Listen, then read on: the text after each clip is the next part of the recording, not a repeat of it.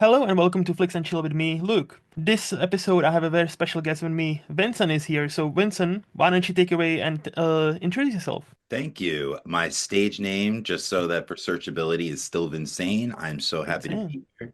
Okay. Uh, Thank you to Mark Zuckerberg and Meta Facebook. I was in a Facebook group and I got introduced to Mike, and he got me introduced to this podcast. And I am a big cinephile. I'm a big movie buff. I'm an unpaid movie critic, as many of us are. And I'm so thrilled to be here. Thank you so much. No, a pleasure is all mine. Thank you so much for agreeing to be here. So, let's get into this. So, obviously, you're a big cinephile, and that's the big reason you're here. So, but we'll talk about movies later. Now, it's all really about you. So, besides movies, what makes you you? What are some of your likes? What are some of your dislikes? Any other hobbies besides movies?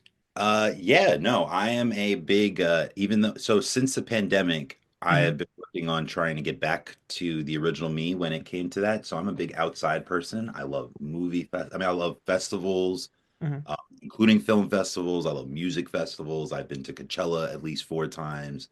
There's a music festival on the East Coast, two of them that I've been over 10 times, Governor's Ball and, Nice. Made in America in Philadelphia. I love art exhibits, so I basically just love being in the mix. Mm-hmm. Uh, and so since the pandemic, it's been a little harder because a lot of my jobs have been remote, which were cool in the beginning. Now I noticed that my content is very reliant on being outside, so that kind of stinks. I haven't been, and also I have a puppy, a Oh, 4-year-old. nice. She's a black lab. Her name is Wednesday. She's one of the lights of my life. Um, I had a 15-year-old dog pass during the pandemic, Mm-hmm. and it's been an easier transition with that. Her name was Saturday. Love my dog.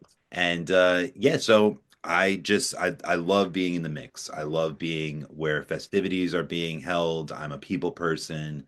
I do love my solitude just like everybody else, but I love being around people and what they're doing in arts and activities. It Mm-hmm. gives me great pleasure. Okay, that sounds interesting. Is that your dogs being named by days of a week? Is that a theme for you? Or is it unintentional? The second one was intentional. Mm-hmm. And I love to tell this story. It gets a little annoying when people automatically say, "Oh, Sunday," and I'm Mm-hmm. like, "Sunday." Like, if you want me to tell you the story, Mm-hmm. like at least get her fucking name right. You know what I'm Yeah. saying? So no, thank you for asking. So my Mm-hmm. dog Saturday, I used to live in Indiana. That's where I went to college, my undergrad, Mm-hmm. DePaul University with a W. That's another thing that I have to correct because a lot of people think it's DePaul from Chicago, but Mm-hmm. no, I was in bumfuck Indiana, Greencastle, Indiana, and lots of cornfields, lots of former Ku Klux Klan members. It was crazy. In Okay. my weekend, when I was going to visit the college, I'm half black myself, Mm-hmm.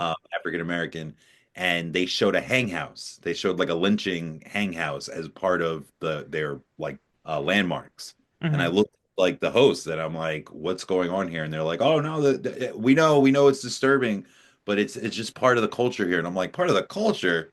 I'm like feeling my neck, like, oh, like get a little sweaty. But anyway, so I had a crush on campus, and we don't talk. Oh, sorry about that. We don't talk anymore. Mm-hmm.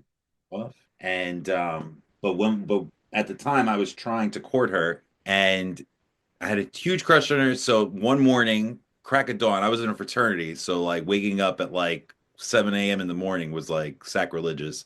Mm-hmm. She brought me to the Humane Society. She could have brought me anywhere. I would have did it at that time. I was so horny. And so we go to the Humane Society. I'm looking at dogs. Like I got the morning crust in my eye. And she shows me this litter of puppies, and they were really big into football over there. They didn't have many major teams, but Mm-hmm. the Indianapolis Colts was one of them. And they won the Super Bowl that year against the Chicago Bears. And Mm-hmm. so the litter of puppies, one was named Vinny for Mm-hmm. Vinatieri, the kicker. The other one was named Rhodey after Dominic Rose, the running back, and one was named Saturday after Jeff Saturday, the center. Actually, Jeff Saturday is on ESPN now.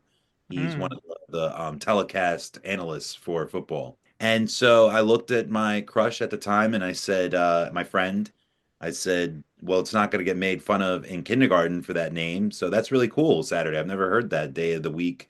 I think that's actually, now that I've told other people, it's a little bit more common. I had a coworker of mine, her cat was named Thursday. So I was like, oh, okay, so it's not that unusual. Hmm.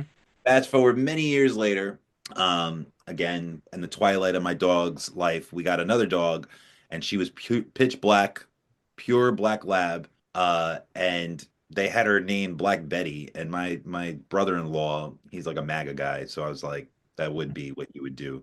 So Hmm. I was like, I already don't want to name anything that he wants to name it.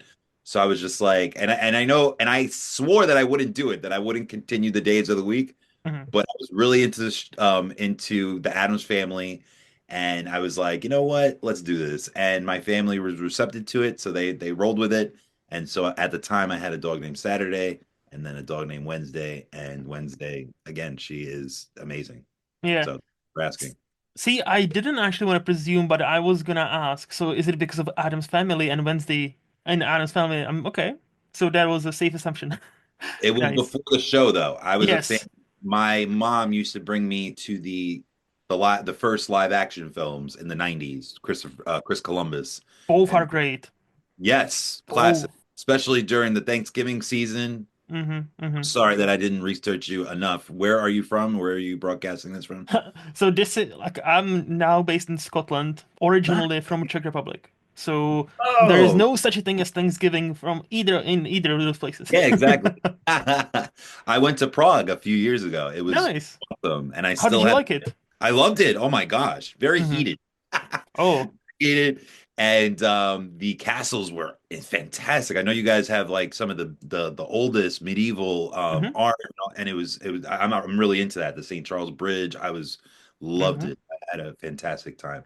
But yeah, no, you're right. That's what it was, and so it was just in time because I didn't even know the show was Hmm. premiering yet. I know it was being developed by Tim Burton, but I didn't know that it was premiering yet. So a lot of people assume that it was. That's fine. And now Hmm. there's a lot of people that have animals named Wednesday because of Yep. that. And I was ahead of the curve. I try to do that. See? Proper influencer you are. Like, look at you. Look at My you. micro influence. No, but that's cool to hear. Like, so wait, so you originally from Idaho? No, I am from Queens, New Oh, York, Queens. Southside Jamaica, Queens, snowed at. Oh, okay. 50 Cent, Ja Rule, Run DMC, Nicki Minaj. They're all Hmm. from my neighborhood where I grew up. As a matter of fact, I've passed by some of those people before in my life. Nice. But I got a scholarship, a leadership scholarship, which wouldn't rock today because it was basically a DEI scholarship, which I'm Mm. all for. I'm all for like affirmative action and stuff. Hmm. I'm like Chris Rock. If there's a white guy with a B plus and a black guy with a B plus, I'm going with the black guy. Hmm. Hmm. Not going with the underqualified. That's not okay. But like I like to see things diverse. Same thing with a woman. Same thing with like different type of diverse backgrounds. I think Hmm. I was in Columbia Psychiatry, there when I left, they had a big racist scandal. And I said to them during one of the meetings, I was like, it doesn't matter. Like, I'm not saying that like you have to have the smartest people in the room at all times, but you always have to have a different voice in there to be like, hold up. That's the wrong way to go. Yep. Oh, I'm very much into that. Hmm. Okay. So originally from New York, then Yeah, you got that's scholarship. Indiana. Okay. And oh, Indiana, not Idaho. Sorry, my bad. Yeah, DePaul University, and it was like I said, it was called a leadership scholarship, but they Hmm. disguised it as because so Indiana was really racist at the time, and they still are. Hmm. Couldn't get black people, they couldn't get people of a different shade to come to campus because, again, a town over, the Ku Klux Klan resurrected itself from the 20s into the 70s. As a matter of fact, the Red Dragon was living right nearby. He could walk by you with no problem. What is Red Dragon?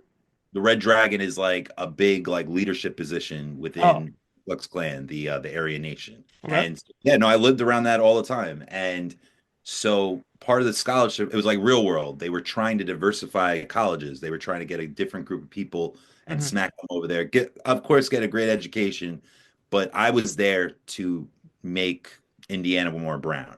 Hmm. And so now it's the antithesis of that. But at the time, I was part of that movement trying to get places to be less white Hmm. and male. All right. That's so much to unpack, but I think that's just like America in a nutshell. So much to unpack, especially right now. Absolutely, I know. So, first of all, how do these? positions in Ku Klux Klan work, like red, like who is above Red Dragon? Like I cannot believe I'm asking that, but like okay, I know. this I is don't know the exact what's it called hierarchy. with the hierarchy field, but I Mhm. think the Grand Wizard is like the top of the top. Oh yeah, I knew that because of like mo obviously movies like Black Klansman and all those movies. Like Yeah, yeah, I've heard great. of like a Grand Viz yeah, but I didn't know that they have dragons of different colors. Is it safe to say there's no black dragon? I don't know. Like Right. I mean, I would have to assume that. m- I like to me this is so fucking wild that something like this, like KKK, still exists. Like to me that's such a oh yeah, this used to be in the past, like early 1900s, 1800s. And no, it's still out there and it's still around us. And I'm like, well, around you guys, obviously I don't live in America. And I'm like, why? And also how? And also why? I'm so fucking confused. Well, Like, one of the big leaders from the Ku Klux Klan, David Duke, he voted for mhm. did he vote for Hillary? I know he voted for but I know for a fact he Yeah. voted for Trump. Yeah. I know for a fact he voted for Trump twice. But somebody told me that he voted like someone you wouldn't even guess before that. Because I'm a big liberal myself, so I'm not just Mhm. trying to throw Hillary under the bus. Yeah.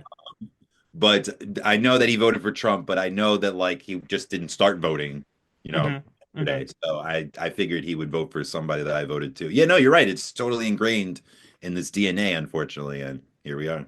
That is just so insane. Better be careful. The Loch Ness monster. If you look too close into his little bay, you might find a cloak in there. You know, you might That find a good, and we might have to cancel him.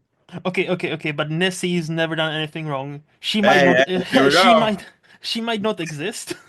She might I'm be waiting for the totally documentary. she might be totally made up by like this amateur photographer, but she's never done anything wrong. Nessie is a pure heart, non-existing soul, okay? Oh no, oh no. Don't get me too, Locke. Nessie. But so okay, so Indiana, and where do you reside now? I'm back in Queens. I'm back in Back Queens. in New York. I used to Nice. live in New Jersey for a while, and then my Hmm. mother and sister got sick. And so then I came back to finish my master's at Queens College for communications, Hmm. Hmm. and I helped them through their convalescence. And again, my dog was here, so I just stayed. I just stayed. I just ended up making a studio in my Hmm. apartment, and I continue my podcast called Keep Up, and I produce other ones, and I love to guest star on podcasts like this, especially with film and Hmm. TV as the subject material. Nice, nice. So how is New York right now? Like, like so you're a native New Yorker, obviously, Yes. and throughout your life, right? What's the biggest change you can think of? Uh, there is a lot, not like it's not like a Will Smith movie, like Omega Man or something like that. It's not Hmm. like a dystopian. It's like not like The Last of Us, but there is a lot of stores that did not come back. After pandemic. Yeah, a Yeah. lot of small business, a Mm-hmm. lot of brick and mortar. As a matter of Hmm. fact, when I was interviewing for a job, it was very rare for a company to have enough capital to get into a big, building to rent. Yeah. So that's kind of sad. At the same time, it was like where we were going anyway. Didn't matter if there was a pandemic or not. A lot of people Hmm. went online, and in my opinion, you should have both. You should have an online presence. You should have somebody that you make it convenient for you to go buy from there, and you should have some. But if you can't afford it, you can't afford it. So that's been sad. But other than that, no, it's pretty much the same New York. It's the same New York. A lot of people, most people that report negatively, in my opinion, about New York don't live here, Hmm. and they have no business being here. I'm not like a border type of person, and I'm not even like exclusive with that. But Hmm. it's funny that you mentioned hot takes. One of my favorite TikTok and Instagram series is Subway Takes. Okay. And the person, I don't know if you ever seen it, but like they take a hot take and they talk Hmm. about it on the subway real quick, like just Ah. a snippet. It's an awesome show. And one of them was like, if you're not born in New York, you will never be a New Yorker. And I was like, Mm. and that was like one of the most homogenous thoughts of myself. I agree. I agree. There's so many people that have lived, I know, and there's people who've lived here for like 20 years and they'll be like, Hmm. I'm not a New Yorker. I'm like, no, you're not. And again, I'm not trying to get all Donald Trump. I'm not trying to Yeah. get, America, yes. America, yes. You're a lot like there's all types Hmm. of immigration laws, and I'm totally down with that. Totally down with the Statue of Liberty. But when it comes to being a New Yorker, you could be the only way that you could be a New Yorker is born here, and a lot of people have gotten upset over that. Mhm. But New York State, yes. New York City, it's no, it's too exclusive a club to just give out like that. I wonder, see, like when, okay, I wonder if people like with the different major like cities like that, like Tokyo or like Berlin or like Prague, also feel like that. I don't know because like obviously New York is quite specific, but like same time like there's a lot of specific places like with different culture than the rest of the country even. So I do wonder how because it's such a like almost obvious statement, but at the same time, it's not. Hmm, interesting. And those people and people that are not born here, they Hmm. contribute heavily, heavily. I am a bit Hmm. again, we have I think 8 million people here every day. Hmm. And actually 11 million people just foot traffic from coming from the outer states and boroughs and stuff. So I'm all about that, Hmm. you know, bringing the spice of life. But when it comes to being a native, natural New Yorker, that's like the most xenophobic part about me, unfortunately. Like, nope, if you weren't born here, you're not. I say that to my dad. My dad has lived here longer than me, Hmm. and he was born in Chicago. And I'm like, sorry, stick to deep dish, brother. You are not a New Yorker. Okay.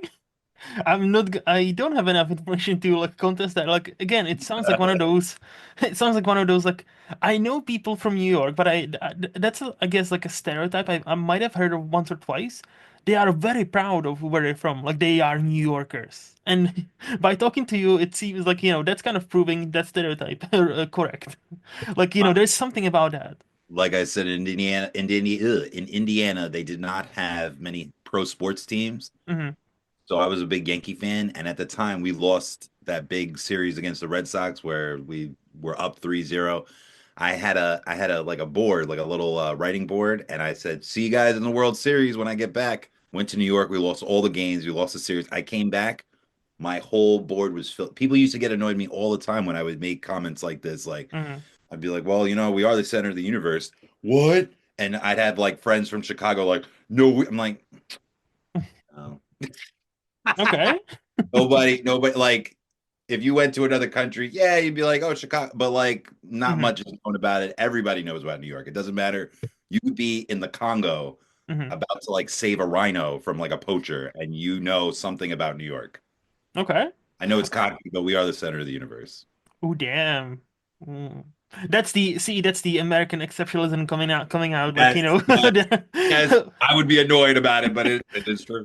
we, we are the center of and this is why many people around the world really like Americans. Now, the world, I'm just gonna say the Team America, the World Police, Oh back in boy. 2004, those South Park guys knew exactly how the world, even at the time, viewed America. I don't know, and With Canada. with Donald being there again, I don't think that's much improved since, unfortunately. You guys had like, seems like there was a decline or there was an incline. I was like, oh yeah, it's getting better. It's getting, never mind. And it's just I like, I know. That was a big test and we failed. second time, my I add, second time. Like first time, okay, let's like let's see, like he's not a politician. Let's see what he can do. Like I can kind of understand, even though I didn't like him even the first time. I was like, what the fuck? And now the second time is like, oh yeah, let's bring him back. Like he did such a great job. Let's bring. I was like, all right, I'm cool, glad you cool, feel cool. like that. No, we need to be accountable, and I'm glad people from other countries hold us accountable to that because you're right. We were like the quote unquote standard bearer, even when we were like behind closed doors doing shisty stuff. Most of the time, we Mm-hmm. were we were the standard when it came to human rights and all that. And with a guy like this, it does not embody that. So Mm-hmm. Yeah. thank you for holding us to those high standards Well, because we need to get back to that. Of Well, don't get me wrong, we have our own issues, and every course. place has their own issues, but like it just seems like it's kind of going downhill very quickly. And I'm Oh, hope especially 100 days. It's gonna get worse before it and gets better. But yep. luckily, in my opinion, I'm like one of those nerds. I listen right now. I know you probably don't believe me, but I'm listening to the U.S. Constitution for Dummies on Mm-hmm. Audible. So I'm really, and especially in these times where you got to know your rights. And, Mm-hmm. uh, the one thing I love about this country is it's not really meant for my kind, unfortunately. But if you're not black and a woman, Hmm. it really is good for you in justice. And on top of that, it's really good at keeping tyrants at bay. So when he was in the first time, that's what I learned. I used to work at Brute Media, Hmm. and we were always like shell shocked over what he was doing every day. And I don't do that anymore. Like I'm just like, because I'm better prepared this time. And I know that like he is like a bull in the china shop, but our system is so set up for us not to have a monarchy that like yeah he could be like that, but there are Hmm. two people around him as buffers that don't let him become a dictatorship, that Hmm. don't let him, yeah, he flexes his muscles a lot, or even somebody that could do that, but again the Constitution, it may not be great for slaves, it may not be great for women, but it is great at keeping tyrants at limited power. And so Well, he's gonna test the fuck out of it right oh now. yeah. Because, like, from what I understand, just yesterday, just before the Supreme Court, the whatever court it's called, they've denied his request to end the birthright citizenship. So it goes to the Supreme Court. And if they say, from what I've read about it, if they side with him, that's gonna be the first time ever president changes the constitution. And if that goes, the constitution law, what is that? If he makes a law, if he then and that's what he said yesterday during one of the debates, we are the law. He's gonna fucking push those barriers, and he's got a lot more of his people in places where they are needed. So I'm hopeful. Push comes to shove, there's gonna be enough, not a leeway to get some stuff through. But I'm very pessimistic about what's gonna happen with you guys and how it's gonna look in another 100 days, let alone 3 years. Well, like you're right, and he brought out the reinforcements, and there's less guardrails this time because Hmm. He appointed a lot of judges, and a lot of people of his kind are in a position of power where they approve stuff, let alone, before, not like 2016 to 20. So it's no scary. offense, It's Scotland and scary. Czech, I would have never known anything like that going on in your countries. Ooh, But thank you for paying attention. No, you're right. Mitch McConnell is about to not run for re-election. He's a big part of that. He's a big reason why the courts got packed red. He's a big reason why Merrick Garland didn't get a chance to become a justice yep, during Obama, during the yep, quote lame duck session. That was stupid. But they yep. did that to Reagan many years ago too, and he had a qualified person. I think his name is Bulk. Not a fan of Reagan, but like, presidents are allowed to pick their Supreme Court justices. I'm a big Ruth Except Bader, for Obama. right? He would be a great SCOTUS. I know, but No, no, I mean, like, like how Mitch McConnell denied him no, that, I know. Yeah, that's spot. what I'm saying. But they called him a lame duck. That's why, and he wasn't. Yep, yep. But they used the same precedent that they used with Reagan. That's what I'm trying to Yeah, say. yeah, yeah.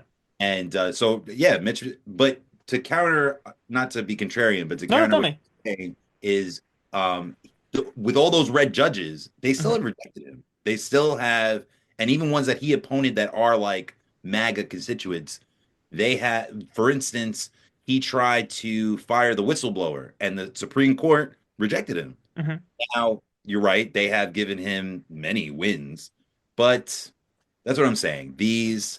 I might not agree with all these type of things. As a matter of fact, in that U.S. Constitution for Dummies Hmm. Audible, they mention, and I'm an FDR fan, not everything that he does. Of course, the internment camps with the Japanese, he's done a Hmm. lot of.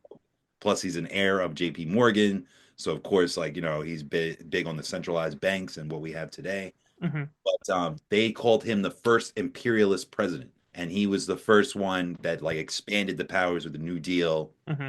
And even though that's more like liberal things that I like, that set up the stage for bit like presidents to have a bigger role in the three system. And yeah, so that's why a lot of them, Bush, he was one of the Nixon, they were one of the first ones to go against Congress to go declare war. Hmm. And obviously that's supposed to be their job, but in their interpretation, they're the commander in chief. So they're like, fuck you, like you don't have to declare war. I could declare war. And so I think I'm not a big founding father guy because Hmm. again, I would be three-fifths a person if it was according to them. Yep. But I think that they really established a good document to stop somebody like him. You're right. We're still early. We're still infant Hmm. phase. of this, but experiencing it the first time, we lived through it. We were fine. I'm not one of those people. Like, I'm not an undocumented person. I'm not a Hmm. trans person. Unfortunately, it does not directly affect me. I might live in New York where I have a lot of people that are affected by that. Muslims, like Palestinians and stuff like that. The Muslim ban. My dad is a convert, so he's not going anywhere. The first time, like I said, I took it personally. The second time, unfortunately, I'm immune. And I say to myself, I said to some of these people that like are upset, especially my friend who voted for Jill Stein, was like, dude, he's like, what? I'm opting out. I'm like, but you were a big person about the Middle East. You were like, oh, I can't stand what Biden's doing. I'm like, yeah, and now we're seeing what Trump's doing with saying that he wants to turn Gaza into the Mediterranean Riviera, which is Yep. not even in the Mediterranean. So he's already trying to whiteify it, whitewash it. So that's what I'm saying. He's an example. I can't vote for everyone. Hmm. I Yeah. can't I can't like if you have a family that's about to be separated through ICE. Sorry, you didn't do a good. In my, I know this is blanketed, so I know this Hmm. like Hmm. a little easy assertion, but in my opinion, you didn't do your job. You didn't talk to your racist uncle well enough during Christmas. You didn't talk to your friends. I've tried. I have a podcast. I have a platform. I work in spaces with social justice, all that good stuff, climate change. I'm always in those type of areas, so I'm always trying to Hmm. affect the conversation. I can't do it for everybody. No, of So, course. I wasn't like, like I wasn't trying to point a finger oh, at not you at or by all. any No, means. answer. No, Just no, answer. no. No, no, no. Just like, but yeah, like I hope We I'll will say this. survive, Gloria Gaynor. That's my point. We will survive. We'll be all right. I genuinely hope you will. Like Oh, I see what is going on and I'm like, "Oh, this is not gonna end well." Because he's already again, he's not even 100 days in and he's already like he says literally says to a government of Michigan or somebody, like one of the governments, "Oh yeah, we'll see you in court. We are the law." Maine, And Maine. Maine, was it Maine? Okay, Maine. Thank you. And I'm like, wow, sitting president of the United States says we are the law. I'm Yeah, it was like, over the trans. It was over the trans ban yeah, athlete yeah, yeah, Title IX. yeah. And he's gonna pull all the funding if they don't tell, if they don't do what he wants them to do. And I'm like, this is genuine, not even a king thing. This is genuine dictatorship. Well, he Like this called is himself a what, king. oh, yeah, He why said, not? Why "Hail the not? king" when he took out the congestion pricing for New Yes. York. It And sounds he had much better left than him alone. dictator. It sounds much better than dictator, yes. But Well, but that. each one that he does executive order, he's going to get sued. So, and some Mhm. he'll win, and he's going to lose a lot too. Hmm. So Hmm. that's he's just going to keep pushing it. That's what I was like saying. So I genuinely hope I'm not look I'm not having I don't think any of us are having fun with that unless you were in his camp, which I really hope your life is going great, buddy. But like we're not having fun here with like like with what he's doing, and we are watching it closely because unfortunately many things that happen in the United States affect the world, not Yeah, just UK, not just Europe, but the world. absolutely. So yeah, And it's you I one of his famous golf courses over there. Crazy. well, I live quite close to one of his, yes. Not Yeah. very, not even before the presidency wasn't popular, like or amongst the locals. Like Uh-huh. people always say, like, oh, we knew that he was a proper cunt, like way before he ran for a president. True, he is a proper Like, cut. like we knew a long time ago. Like he tried to like tear down some like wind turbines because we have quite a lot of them here. Yeah, And he thinks birds are being killed by it. Yes. no, I've no, heard. no, it's just like like he literally said they give you cancer. Oh, I heard that one too. Yeah, and so the Scottish courts pulled him here to court, and so they basically like had this like done in 5 minutes. So where's your evidence? I don't have any. Okay, so why did you say it? Because I think so. So there's no point. Okay, Very Republican. denied. Like like it's as simple as that. Where's your evidence? No, I just said it because I feel like that. Oh, okay, denied. Next. No, but I'm hoping, genuinely hoping, like, it's gonna turn out, like, despite everything, it's gonna somehow turn out fine. I'm fingers crossed, honestly, because obviously I'm not rooting against you. Oh, thank Even you. the people who are voted for him, like, because like eventually they're gonna some of them will also get hurt, and maybe that's the reason. Once it affects you, or once it affects personnel, not you, but them personally, they might have that moment of like, oh shit, maybe I shouldn't have voted for him. But maybe. 2 million people less voted this cycle, and Yep. that's a big strategy of Republicans all the time. Anytime you vote low, they always Yep. win. And Correct. even though I thought I don't even like Biden. When I worked at Brute Media, Nobody did. I'm a big Bernie bro, Mm-hmm. and I thought he got screwed out by Hillary and the DNC and all that debt that Obama left, and Mm-hmm. Hillary paid off, and then she was able to control that. So even though I voted for her, Mm-hmm. I just don't want. It's not that I will never vote for a Republican. I don't want to vote for a Republican like that. Yes. And so I'm always going to vote against that. And with Biden, he was like one of my. I didn't even like him as VP. I thought he was retarded when he was VP. Mm-hmm. And I've never really been a big fan of him. But when I worked at the news program, I thought that I didn't think that we were all going to be like lockstep. I didn't think we were all going to be like, have a hive mindset. Mm-hmm. But I was really disappointed. We were covering the primaries, the down ballots, all that good stuff, just like CNN, just like those big news programs. And we, of course, naturally, we asked like who we were voting for, and I emphatically said Bernie, Bernie. So, Mm-hmm. and even the second time, I was like, yes, Bernie. You guys are a liberal station, aren't you? I'm a Mm-hmm. big AOC fan. And they go, no, no. They went down the list, Tulsi Gabbard. They went all over the place. So whatever, Yep. you're allowed to have diverse thinking. But the one that disappointed me the most was my boss. Mm-hmm. He's a big liberal himself. He has a film podcast also. It's called oh man, I'll remember it later. Mm-hmm. But really cool guy, one of my mentors, and he said Biden. And I was like, what? Why? And he goes, oh, Vince, don't get me wrong, I'm as liberal as you, but the country is not ready for it. I was like, and with populism, especially on the far right, they don't Mm-hmm. give a fuck. They don't care if you're ready for it. Here we are. This is our platform. You're gonna take it. But for some reason, with liberals, they're always like tiptoeing and being like, "Oh, when are you ready for my agenda? Yeah. When are you ready for me to represent you and the under marginalized and blah blah blah?" And like I said, the red states don't care. They're like, we don't like women. I'm being blanketed again. Yes. Like trans, and it doesn't matter if you don't. Mm-hmm. We don't. So Mm-hmm. we're just going to push it through. Like I said, we're just liberals are too timid about that, and Mm-hmm. they need to be proud to represent the people that they do instead of looking like they're the elitist crowd. Mm-hmm. As much to the point that your boss has made, as much as it pains me to say, I think he's right because I see it. I think I see what he means. Because I'm Bernie, and denial. as much as I like Bernie too, by the way, the problem with Bernie is, and it's always been, and Obama had the same issue. That's why he had advisors how to rebrand the word. The moment you in America mark somebody as communist, anti-capitalist, I they're know. done. I know. Like that's like like That's the Bernie Red is Scare. obviously Bernie is obviously on a very far left, and if, and again many great ideas, and again I would be in his camp probably, but in America the Red Scare is still alive and well, especially amongst the older generation who are desperate to vote. Unlike the younger generation is like, voting, I don't know, both sides are the same, just count me out. The Incorrect. older people are showing up. And for them, the Red Scare is still viable. This still is visible. And if you mark somebody, hey, look at his like agenda. This is communism in a nutshell. This is what we never wanted. This is what we were against ever since the '60s. Oh, I remember the '60s. Yeah, they're right. Oh, yeah, no, but no, Bernie, no.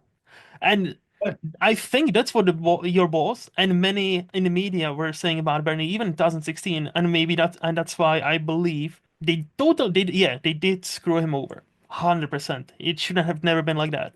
But yeah, I think it's like a single issue candidate, isn't it? Like they would turn in like the biggest problem with him, and then he would have target on his back. No, he wants to, Bernie. No, don't vote for him. If you want a communism in America, vote for Bernie. Yes, and that would be the only talking point. And it wouldn't even be a problem if the Republicans said that. Republicans and Democrats say that. Yeah, Democrats will use correct. Red Scare tactic too and be like, for instance, when they revealed those emails, Wasserman, she is the representative of Florida, and she ended up working on Hillary's campaign. Hmm. She got caught in the email saying that he was too Jewish. As a matter of fact, my big Republican friend, he's a huge conservative, huge MAGA guy. I knew he was going to vote MAGA way before Trump even started running. He's Hmm. like, oh, I was like, no shocker there, bro. But Hmm. anyway, um, he um, he's called Bernie a kike a few times, and I'm like, and he's Jewish. He's Jew. My friend is Jewish, and he's like, yeah, but he makes me anti-Semitic. I fucking hate commies. I'm like, and my grandmother is 83. She voted for Reagan, and the same thing. She won't say those vulgar things, and well, maybe not to my face at least. Hmm. But no, she gets scared about communism too. But back to my point, far left, for some reason, and not for some reason, the reason that you highlighted perfect and eloquently, for some reason, far left is way more scary than far right. And for some reason, and I don't think it's less digestible. I just think that the right is more comfortable Yes. with being like that. They're more like if they go center, that's fine. If they go, if they go even a little left, that's fine too. But they support each other no matter what. Democrats, if you are not the same Democrat as that Democrat, they'll sabotage you.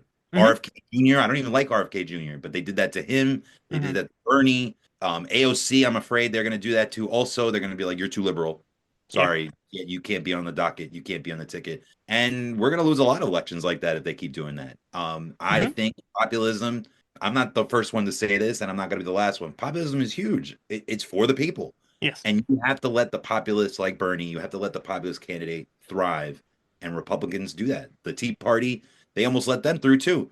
They're okay with changing mechanisms within their party, and the blue is not at this point.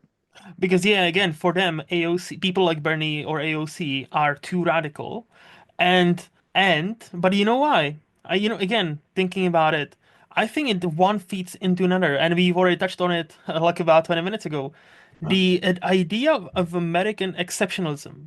The reason many normal, quote unquote, person who makes $30,000 a year, Right. not a millionaire, not a billionaire by any stretch of Definitely imagination. poor. You're definitely Yes, poor if you live in New yes, York. If yes. you make 30 grand, you might be living in a cardboard box if you make 30 grand. But, but Yeah. even that person, your average person like that, still believes he or she can be a millionaire or a billionaire. So they would much rather, when they get there, not pay such a large amount of taxes. And I think Just one in case feeds. they become a billionaire, just in case they own SpaceX one day. Yeah, correct, correct. So like, and again, like, so to me, that's like, like how many people end up voting against their own best self-interests. Because like, just on an off chance I will become a millionaire tomorrow or next year, I don't want to deal with these taxes Bernie is talking about or AOC is talking about, even though they are perfectly normal thresholds, and they are thresholds, and they are not, oh yeah, once you hit certain number, half of your value is gone or no. But the American exceptionalism and the mindset of, oh, I can be anything. I've always been told I can be anything. Therefore, I don't want to be a future billionaire who's gonna pay too much tax. So yeah, Bernie is a bit too radical for me. So no, thank you. And Yeah. I think one feeds in again, and it's a generation of like this kind of mindset. I see that like slightly changing with the internet and with Uh, the many people talking to people all over the world. I see that mindset changing, but it's gonna take another generation, I think, before we see proper change. Like somebody like when I see proper change, somebody as quote unquote not controversial but revolutionary like Bernie, like AOC, to actually be elected in a position of proper power. that would I, make me really happy. That would no, me too. that would really that would again, I don't mind. I would vote for a Republican if it aligned with the things Hmm. that I want to see improve the country. I'm Yeah. not hardcore blue like that. Hmm. I'm a liberal first and foremost. I don't care about party lines. Hmm. But I agree with you. I agree. I was a big Obama fan. He's my favorite president ever, but he's a moderate. He Yes. can do a lot of Bush policies, immigration, all that good stuff. That's why I liked him because I was like, that's a president. That's someone that listens to both sides. That's someone that tries to get everybody on board with the country. I totally agree with you. It sucks that somebody actually, and I've traveled, and other people have said the same sentiments. They either feel empathy, apathy, they feel sad, and I don't know what to say. I'm like, thank you guys for bearing with us. Now it's all It's good. Again, I'm just hoping. I don't know how, but I'm hoping somehow everything will turn out at least okay for most of the people. Some of them are already fucked as we are Yeah. speaking, Yeah. unfortunately, and that's fucking insane. But yeah, anyway, since we now solved all the problems, Wait, right? All let's good. Thank you. let me talk to the native New Really smart. Yorker. I was happy to talk about those Oh, things. thank you, thank you. Like again, like I'm a boring person. I follow politics. What can I say? No, that's great. That's great. No, you have to no. I know woke is not a popular term anymore. We're not in the 60s, unfortunately, during civil rights. I was But gonna now, say because woke is became a buzzword that means nothing now. Like if you go to a right, woke means all the bad things that you can think I of, know. and if you go to the left, it also means 10 different things to 10 different people. It's lost all its meaning. I know, and So it used to be Martin Luther King used to use yeah, it, Malcolm yeah. X, Turner Truth, they used to all use it. But one more point, one more point. One of Tell my me, tell friends, me. so I think Obama, that's why I brought up Obama. Hmm. Obama spoiled me. I Hmm. thought because of that, because in my lifetime, there's so many people in their lifetime, they never got to see somebody not Anglo-Saxon white be president of the United States and male and Yep, old. yep. So I got spoiled with that. I was like, oh my God, in my lifetime, I got to see this. So now I'm going to see the first woman president. I'm going to see the first Asian president. I'm going to see the first Jewish president. That's what I got my hopes. Thanks, Yep. Obama. Thanks, Barry. But so I was at a party one time, and one of my friends who works in like criminal justice, Hmm. I said that. I was like, ah, never voting for a white old man ever again. Here we go. And she goes, hold that thought. Yep. And she was like, "You need to read this book called White Lash." And I was like, "Why?" She goes, "Because, like you said this earlier perfectly. There are still many people into that nostalgia of white people need to run this country, Hmm. Yep. or the nuclear family, all those good things you said, the Red Scare. There's so many people that are still ingrained in that kind of thinking. And my silly ass, the old adage, change is painfully slow and Hmm. incremental. And I got ahead of myself. I got ahead of myself. So she was right. She was like, there are people that are going to take revenge. And Yes. not only are they going to be like, I'm not all those guys that you want to vote for, all those categories, those demographics, I'm going to prevent you from doing that so much that I'm going to put the most extreme, I'm going to put an orange guy. I'm not even going to just put a white guy. Yes. I'm going to put a spray tan motherfucker in there with like a toupee the totally antichrist of what you like. I'm putting that back there because I need to fight back. And As yeah, the old joke goes, orange is truly the new black. Yes. ah, Like true, as true. the And that's my last on that. But no, thank you. That's totally no. up my.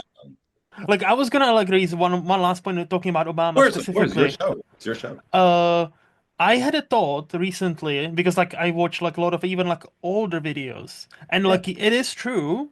I don't know if Obama would have been elected today, and not because of he's black or whatever, but even when you made the point earlier about Democrats being all over the place, right?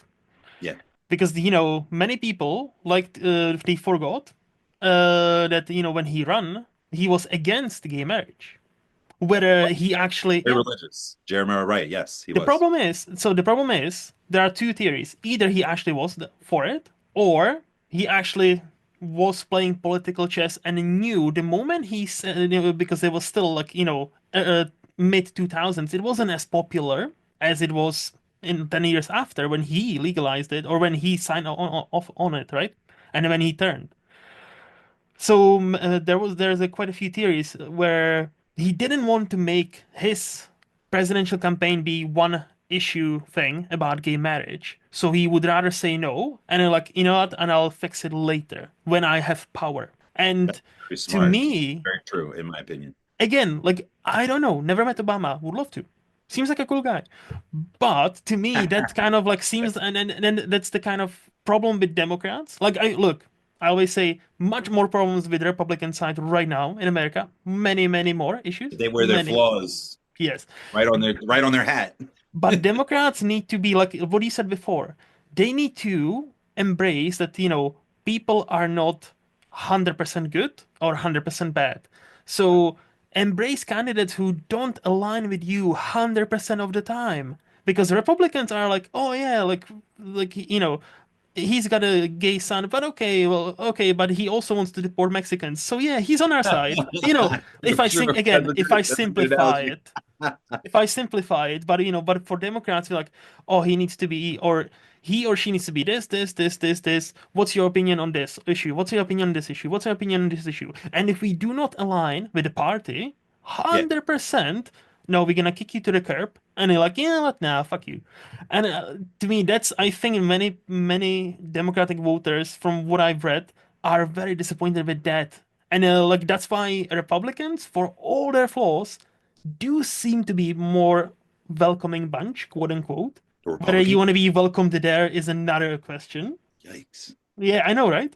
And it's just to me, so like Democrats really need to like actually take a step back and basically act like, hey, we are the normal side, and it shouldn't be that fucking difficult, especially compared to what's the other side about.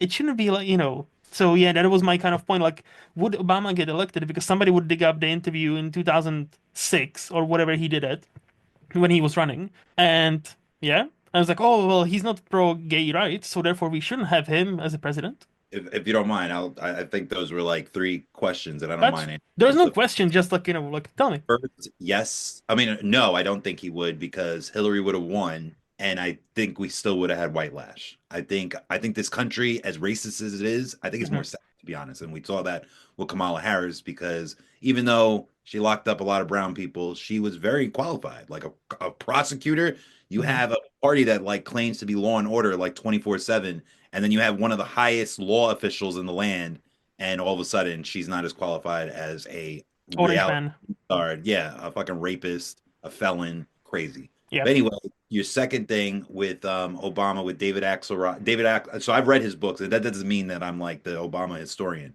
Hmm. but David Axelrod, his big campaign manager, that was strategic. He Hmm. gave everything. So it's and even with Hillary Clinton, the whole Democratic platform, they did that. You're right, they did that on purpose. Hmm. They all in lockstep said that they were for civil unions, and that was good enough. That was like a crumb to throw at the public Yeah. and be like, okay, see, I'm not totally homophobic. I'm I'm liberal enough to be like, cool. But I also, he's a religious person. And Hmm. so much that, again, Jeremiah Wright was a black eye on his campaign at the time. And it's funny that they used to call him Muslim when, again, he had the controversy with his pastor. I'm like, how do you have a pastor if you're Muslim? Hmm. So anyway, so I think that was very strategic. And I think that's what went wrong here. I am for trans rights. I believe I don't want to go cut off my penis tomorrow, but I definitely think that people should be able to do what they want to do. Hmm. Uh, and it's funny that like people in this country, they're upset if the child, like if you force their child to put on a mask in school or something like that. But then you're going to tell them how to raise their child if they want to go through transition or take hormones or something like that. I'm like, whoa, whoa, whoa, whoa. Where's the freedom of speech there? So I do, but even though I do believe in that, I don't think that's a platform. The Hmm. trans community, as much as I want to support them and all, they are less than 1% of this country. And so to run your whole, and even the gay community, it is not half the country. It's not even a Yes. quarter of the country.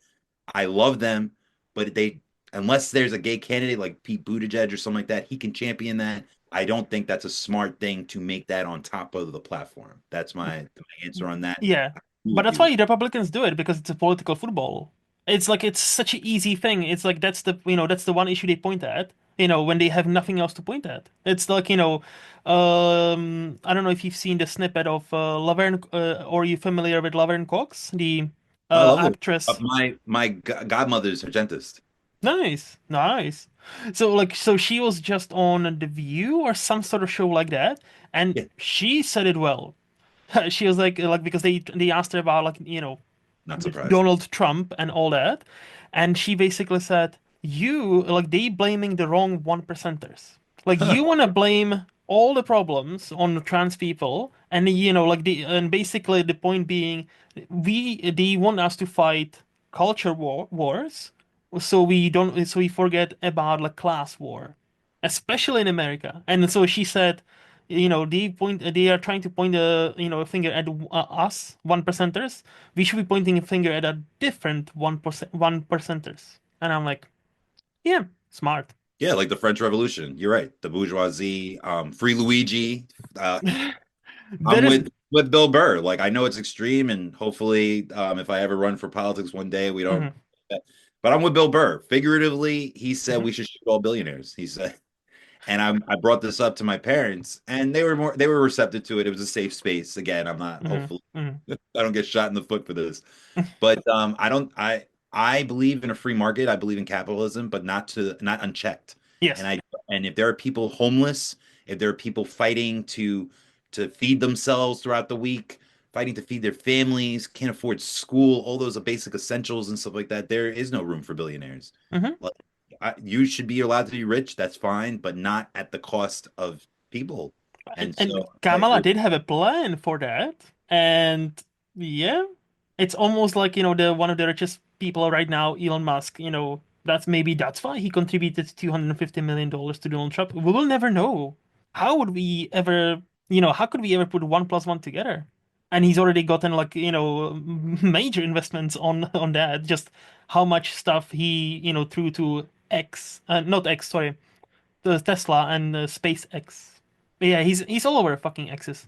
hypermasculinity has been hugely marketable for a long time, way more Hmm. marketable than feminism. And I am more feminist than I am hypermasculine. Hmm. But you're not, you don't need to sell me. Hmm. I'm always going to vote for liberal platforms. But this country, like I said, is more sexist than it is racist.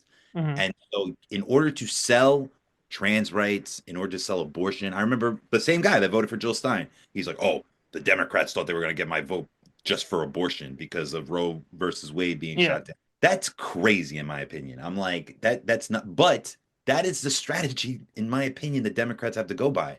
Not being like, no, no, no, that they don't care about these things. They just can't champion it anymore. And Hmm. to your point before, where you were saying that they were more welcoming. I don't agree with that. I don't think the GOP or the Republicans are more welcoming. I think on the grassroots level, you can help us get into power, but once we get there, Moses, you're not part of the promised land. Like on That's the a and Yeah, that's the yeah. opposite of the Democrats. The Democrat actually no, the same thing. My bad, the same thing. They'll be like, no, no, my bad. The opposite.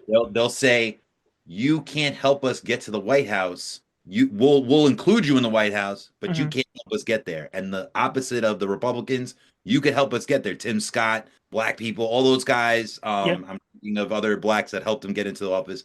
But once we get there, it's gonna be all my people. Yep. And the cool As people. as the unfortunate saying goes, it's great, quote unquote, to be a token candidate, but the tokens get spent, and Yeah. that's the problem with that.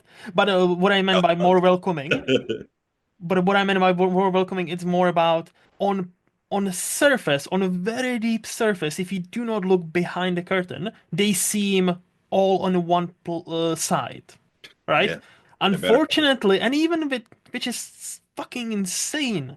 But even still, they still seem as a one party, whereas Democrats, depending on where you look, We're they not. seem sometimes, not all the time, but sometimes they do seem like a bunch of tiny children who are like, but I want this, I want this, no, I don't want this. And I'm like, guys, go in a room together, make a talking point, and you all can kind of stick to, and that's it. Don't air your like grievances on an air because that makes you look pathetic. And then Fox can use it to be like, oh, look how these You're behave, right. and they want me to, and they want Americans, pure-blooded Americans, to vote for these children. No, that's why we need to vote for Donald because he's alpha. I'm like, That's what I'm saying. Like you could still champion trans rights. yeah, yeah, You don't have to make that the focal issue at the debate. And but once you do that, once you bring that up, mhm, the Republicans unite against stuff like that. yeah, So it made it that's the problem. easier. Like when they brought up the Haitians and stuff like that. Yes, of course, a lot of people want to have empathy for all groups, but that was a big thing during Mhm. the first Trump campaign. He was banning Muslim countries. He was banning anything brown. So if you bring up something like that, like racial justice, that's like a grand slam for them. They're like, and they're very good at being united, and they're not good at convincing people they're not racist with their origins of thinking. Yep, They don't care. They're in yep. power now, and so they're like, he kind of what's it called? He fashioned it. He made racism cool again. He made sexism cool again. He normalized it, yes. Yes, he normalized it. Yeah, and it's really sad. And yeah, no, it makes it again. I do think, and I guess is the exceptionalism a part of me. I do think we'll rebound, and that's what democracy is. It is a pull. As much as I want it to be more liberal, Hmm. that's the way that it goes. The pendulum. That's the reason why this country is like that. It is supposed to be a tug of war. And as much Yep. as I like that, I want it to go more left. It's never going to be like it's always just going to keep going boom, boom. And I got to accept that. Well, since we, made everybody very sad listening to this, You're the host. You transition. You got this. hopefully everybody feels as well as we are right now listening to We're this. fine. We're fine. Now, so no, but let's since again we've solved all the issues, obviously. Thank you. Thank you. Two most qualified guys to talk on any of these issues. Right? 100%. Film guys. 100%. I actually am excited to what are you gonna tell me now because so Yeah, you're sure. native New Yorker and Yes. you live there. Yes. So if I were to ask you, hey, I'm coming over there for a week, where do you tell me, oh, we need to go this, we need to go see this, we need to eat at these places? What would be your recommendation for like a week trip? Sure. I would, whether I was hosting you or not, like Hmm. at the beginning, like as your Hmm. tour guide, Yep. I would, if you're really dead set on like the tourist stuff, like Times Square and stuff like that, I would give you the option of you go yourself because real New Yorkers stay away from those Yeah, I areas. know. I know. Um, but like if you really like need me to, I'll be like, yeah, sure. Like I'm not gonna be an asshole about it. Like, okay, cool, I'll take you around. But if you really want the exceptional experience, we bypass that. Hmm. Even the Statue of Liberty, all that kind of stuff, like you should do that right in the beginning of the trip, either by yourself. Actually, I like the Statue of Liberty, so that's something I would do too. But Nice. when it comes to like real New York, I would take you to the outer boroughs. I would take you to Brooklyn. I would take you to even Queens, especially for food. Food, we Hmm. have Queens. I know it's another exceptionalism thing, but Queens has the most diversity more than the Ottoman Empire. We have more cultures and languages than Hmm. the height of the Ottoman Empire. That's huge, and that's huge in cuisine. When I Hmm. went to school in Jackson Heights, Queens, we had Northern Boulevard that was full of Colombian food. We had other corners with El Salvadorian food. We're not that far from Flushing, where there was a lot of Asian culture and stuff like that. So one of my friends, and to sum up, not to give you a long answer, one of my friends, she knows that we're filming, she doesn't know you, but she Hmm. knows, and she's from Czech. That's funny. Oh, She's nice. and she was there before the war, before the war started. So like I dated somebody from Slovakia and I Hmm. dated someone from Czech. And I remember they used to clash. They used to be like, and I didn't know until I started dating them. But anyway, she was very thoughtful with her gift and she got me a film tour pass. And it went all across the city, Manhattan, all the boroughs of all the top movie spots. So Hmm. for instance, I know you're a film buff. Yes. I would take you to where they filmed Men in Black, where they had the spaceship at the US Open. I would Hmm. take you somewhere like that. Harry Met Sally, Cat's Deli, where they had the Super Bowl ad, even though that's sacrilegious to put mayonnaise on your pastrami sandwich, and I'm a Hmm. vegan, but I used to love pastrami sandwiches. So yeah, that kind of stuff, like that takes you to real New York, in my opinion. Okay. The commercialized Times Square, especially that there's no red light district, especially that it's all Disneyfied. It's just too commercial. It's just too Hmm. commercial. They're not where the real New Yorkers are. Those are where all the tourists are. Yeah. So then I would take you to all the like the hidden gems. Okay. Okay. Can you give me like one or two like what would you consider as like hidden gems? Like many people might not know about if they are not native New Yorkers. Yeah, sure, sure. Not So to spill all the secrets, by the way. Like ah, I don't want you getting into any funny. like New York troubles here. It's so funny that you mentioned that. So I'm big in social media. That's part of my job. But on top Hmm. of that, I enjoy it. I don't know if you heard about the influencer Keith Lee. He just went to Britain recently. He's a big food critic, and Okay. he goes to like a lot of mom and pop stuff. That's why people don't, in my opinion, don't understand him. He doesn't go to like big commercial spots. He on purpose goes to like really hidden spots. Okay. And so he went to London recently, and he's been getting a lot of flack because the best food in Britain, in my opinion, is outside food. Like they can't cook. Hmm. And so he exposed them for that. But anyway, back to over here. So he had an interview one time. They were like, "How come you haven't been to New York?" And actually, after that interview, he did go to New York. But at Hmm. the time, he said, "Well, the reason why I don't is because that's not the concept of this show. When people recommend somewhere in New York, they're going to give me somewhere where like I have to be on a line waiting and stuff. And that's not the type of places I go to. I go to like again these like really hidden gems. So that already crosses that.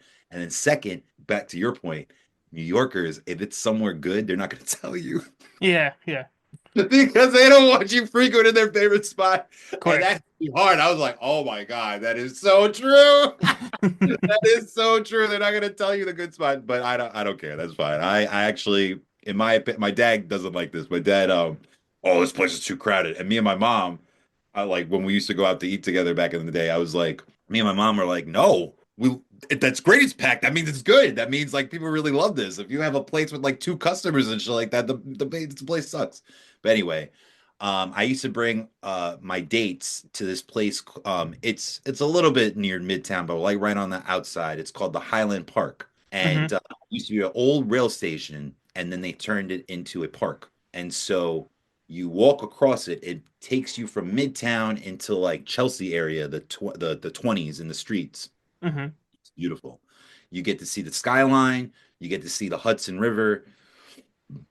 They have like little walkways and little amphitheater things. They have shops on it. And so you're basically like, again, you're on a railroad track, an old railroad track, and a park at the same time. And you're walking all across the city. And at the end of it, again, you're ending up in a far destination. You already walked a quick route of all the city, and you get to see great scenery. And it's just really nice. I used to, like I said, that was like a nice little like my little date spot. Like, hey, Hmm. let's walk on the High Line. And when you get off in Chelsea, again, that's a great area. That's great food, Chelsea Pier, great concerts, great venues. So that's like one of my hidden gems. The one place that I haven't been that just opened up recently is the Little Islands.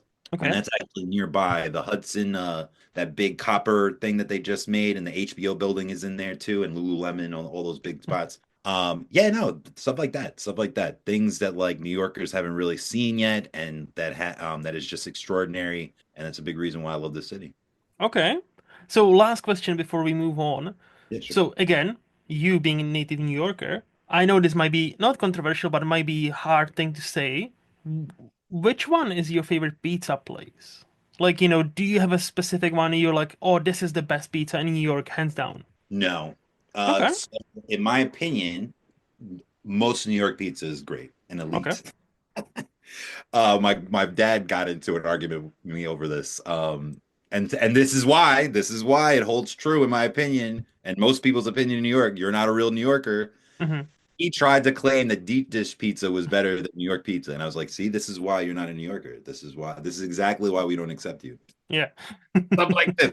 And I lived in the Midwest, and deep dish pizza is delicious. Detroit deep dish pizza, Chicago deep dish. But it's a meal. It's a totally different experience. Yeah.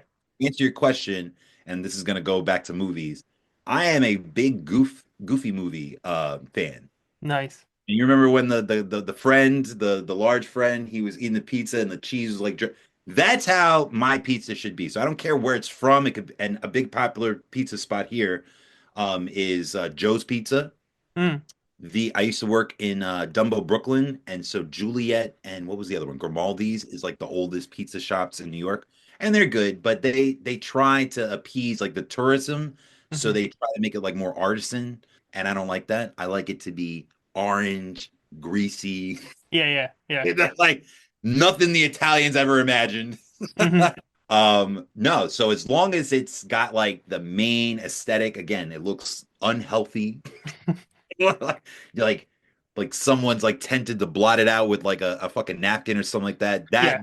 That like you bring me somewhere like that, I'm like, all right, this is New York pizza. I don't Hmm. even care if it's a dollar. I don't even care like how much it costs. So and a lot of people say the bagels and here are different because of the water. Hmm. Like we're one of the embracers of like fluoride and all that good stuff. So, and I've had pizza in other places, and people think I'm really elite. They're like, "Oh, well, it's not." I'm like, "No, it's not." And I don't care if you bring it to California and call it California New York pizza. It's not New York pizza. If it's not here, it's not New York pizza. So there is no particular place. Again, I mentioned the very famous spots that are here, but they tried too hard. If you really love good pizza, it's pretty much everywhere over here.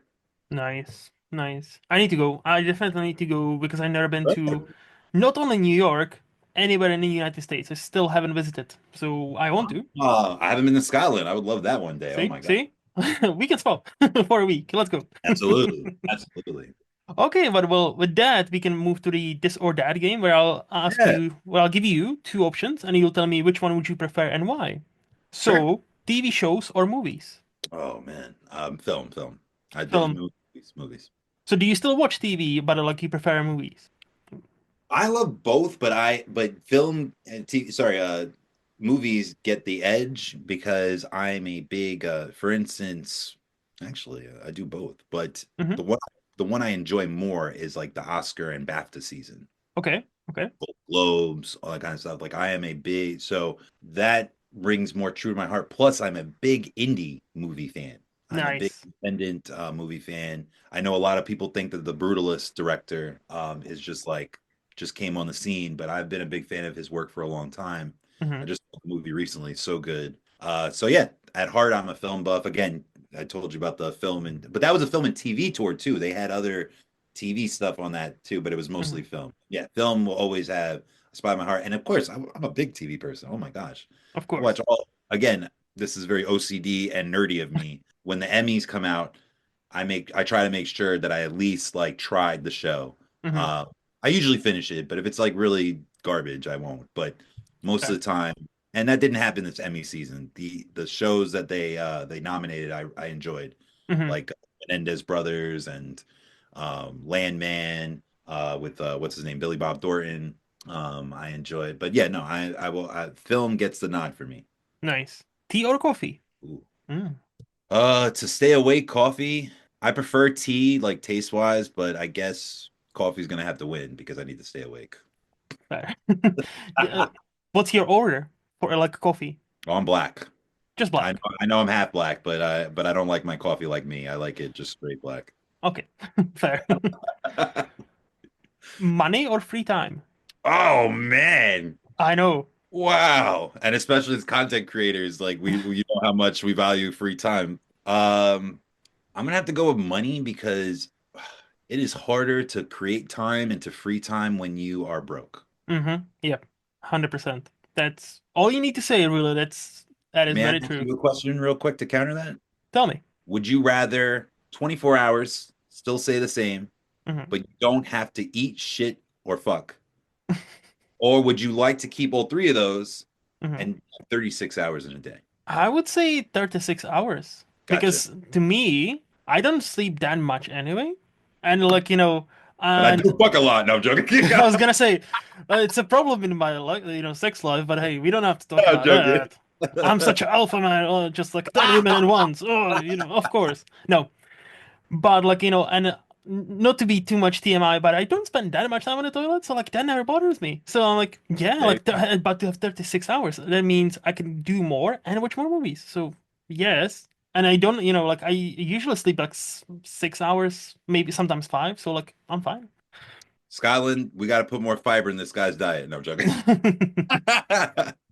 So next one is honesty or other people's feelings. Okay. Tell me. Wow, right, the sociopath. No. Honesty or other people's feeling. Oh, Mm-hmm. oh, like 15 years ago would have been honesty, but like lately, especially being 38 years old, I've lost a lot of friendships. Mm, And a lot of my family members are having families. I'm not at the moment, so I'm gonna have to go with other people's feelings. Me personally, honesty is better. I could even take the honesty, mm-hmm. fine with it, but a lot of people are not built like me, so I'm gonna have to go with other people's feelings. Got you. Got you. Summer or winter? Oh, summer all day. I am a person that has to shovel Mm-hmm. snow. So here's a hot take. When people tell me they enjoy snow, one of the first questions I ask them, and I go, "Do you shovel?" Mm-hmm. No, or they're from somewhere that doesn't have snow, or they have an apartment and they don't have to fucking shovel. I'm like, you don't count. You don't Mm-hmm. count. So people get upset with me. I'm like, you're lucky that I am not Mother Nature, Gaia, or anything like that, because I would abolish winter. I would even like, what about fall? What about nope, summer all year round. I want like I want to be hot as balls all day. I don't like cold at all. If you don't like cold, there are countries in this world you can move to and never see summer or sorry, never see winter or fall ever in your life. So like, it's always an option. I know. And that's why I'm glad that New York doesn't have summer all year round because Hmm. we have like again we have like foot traffic 11 million people. Nobody would live in California. Hmm. Nobody. If we had the tropical weather that you're talking about in other regions, the population here would be like 30 million. It would be like because that's a big Insane. reason why people don't like it here because that's probably one of the number one reasons they don't like it here Hmm. because of what is it called the blue season. What's it called where like you get like seasonal depression. Hmm. That's huge over here. Ah, I see. Okay. Never. No, I know there is a seasonal depression. We, as a person who lives in Scotland, oh, I know. It's much worse here. Yeah. But no, I've heard of like, New York winters can be rough. So I've heard of that. Yeah, but your scenery is a little better in the winter. It is quite A nice, little I'll more say. gothic. It is quite nice out here. Like I'll say yes, yes. Probably the most important question of all: ninjas or pirates? Ooh, that's a great question. Wow. I'm going to have to go with ninjas Okay. as I don't love the sea so much. Both you're probably gonna die early. I watched Shogun. Shogun was great, even though there's not ninjas. Those are more like no. I'm gonna have to go with ninja. I'm a big fan of Japanese culture, Asian culture. Um, the only reason why I would have went pirates is because I love comedy, and Hmm. so I feel like there would be like a lot of that kind of thing going on. But no, I think ninja. I stand by ninja. Fair. And the last question: free will or destiny? Wow, damn. I know. I know. I love it. Ow. Damn. Free will. Free will. Okay. And I'm not a spiritual person. Hmm. I do feel like there is an ounce of destiny in there. So Hmm. again, I say free will, but I do feel like I'm saying 90% free will. There's like a 10% higher power out there or a life chessboard or something like that where I think that we're on a like Donnie Darko. I feel like we are on a path. Hmm. Like it's flexible. Yeah. So like you can influence most of your path, but at the one point you would have still ended up where you eventually will end up anyway. That kind of thing. Yeah, it's just not linear. Yeah. Okay. Interesting. Interesting. Okay, and before we move to the movie or flex part of the podcast, do you have any hot takes you're willing to share with us? No, I think I gave you a lot. I don't know. That I is could. true.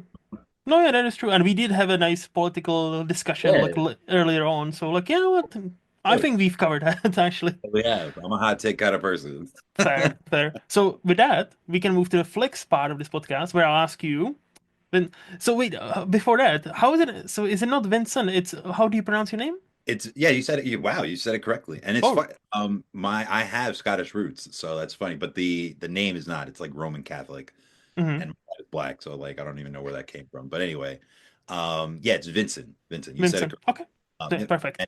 But for a lot of people people butcher the weirdest names, so Mm-hmm. actually, to make I it easy. never seen it before, so I'm like, how do? And with my great thing with English as a non-English speaker, like I've only been talking English in the last 15 years or so, so like some break needed.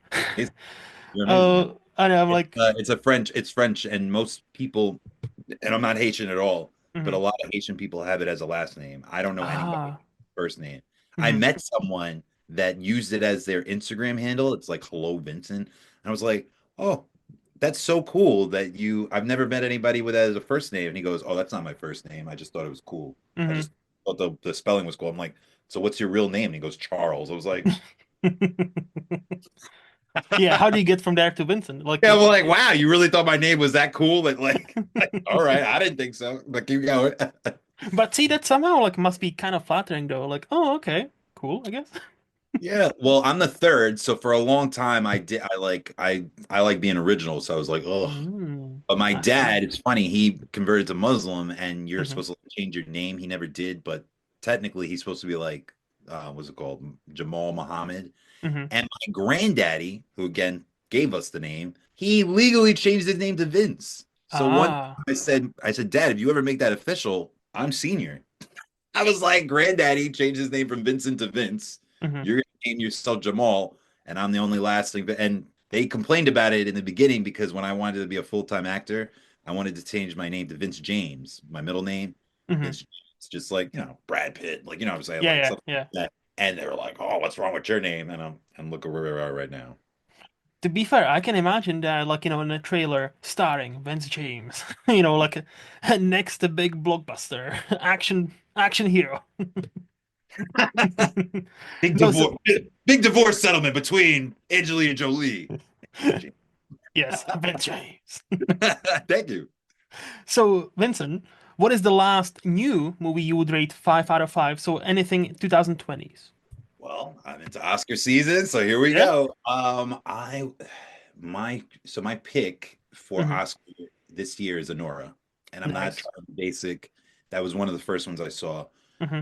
I'll go with that. If you want to hear more, I can, but that's my go-to at the moment. I would like to, but no spoilers because I have missed that one. However, I Well, I just think discovered that the cinema here actually does like Oscar screenings. Surprisingly, they've never been cool. done before, and it's being shown tomorrow evening. So I'm hoping to catch it tomorrow evening and actually saw it before the Oscars. So, but yeah, no, we can talk about it. I heard great things about it. So My only prep to you is to have an open mind. There's a lot of things where people will be like tropey and stuff and like snobbish about it. Be like, well, that you, I'm sure you're in film groups also. I'm on a film mhm, buff on Facebook, and one person was like, I forgot what movie it was. They were like,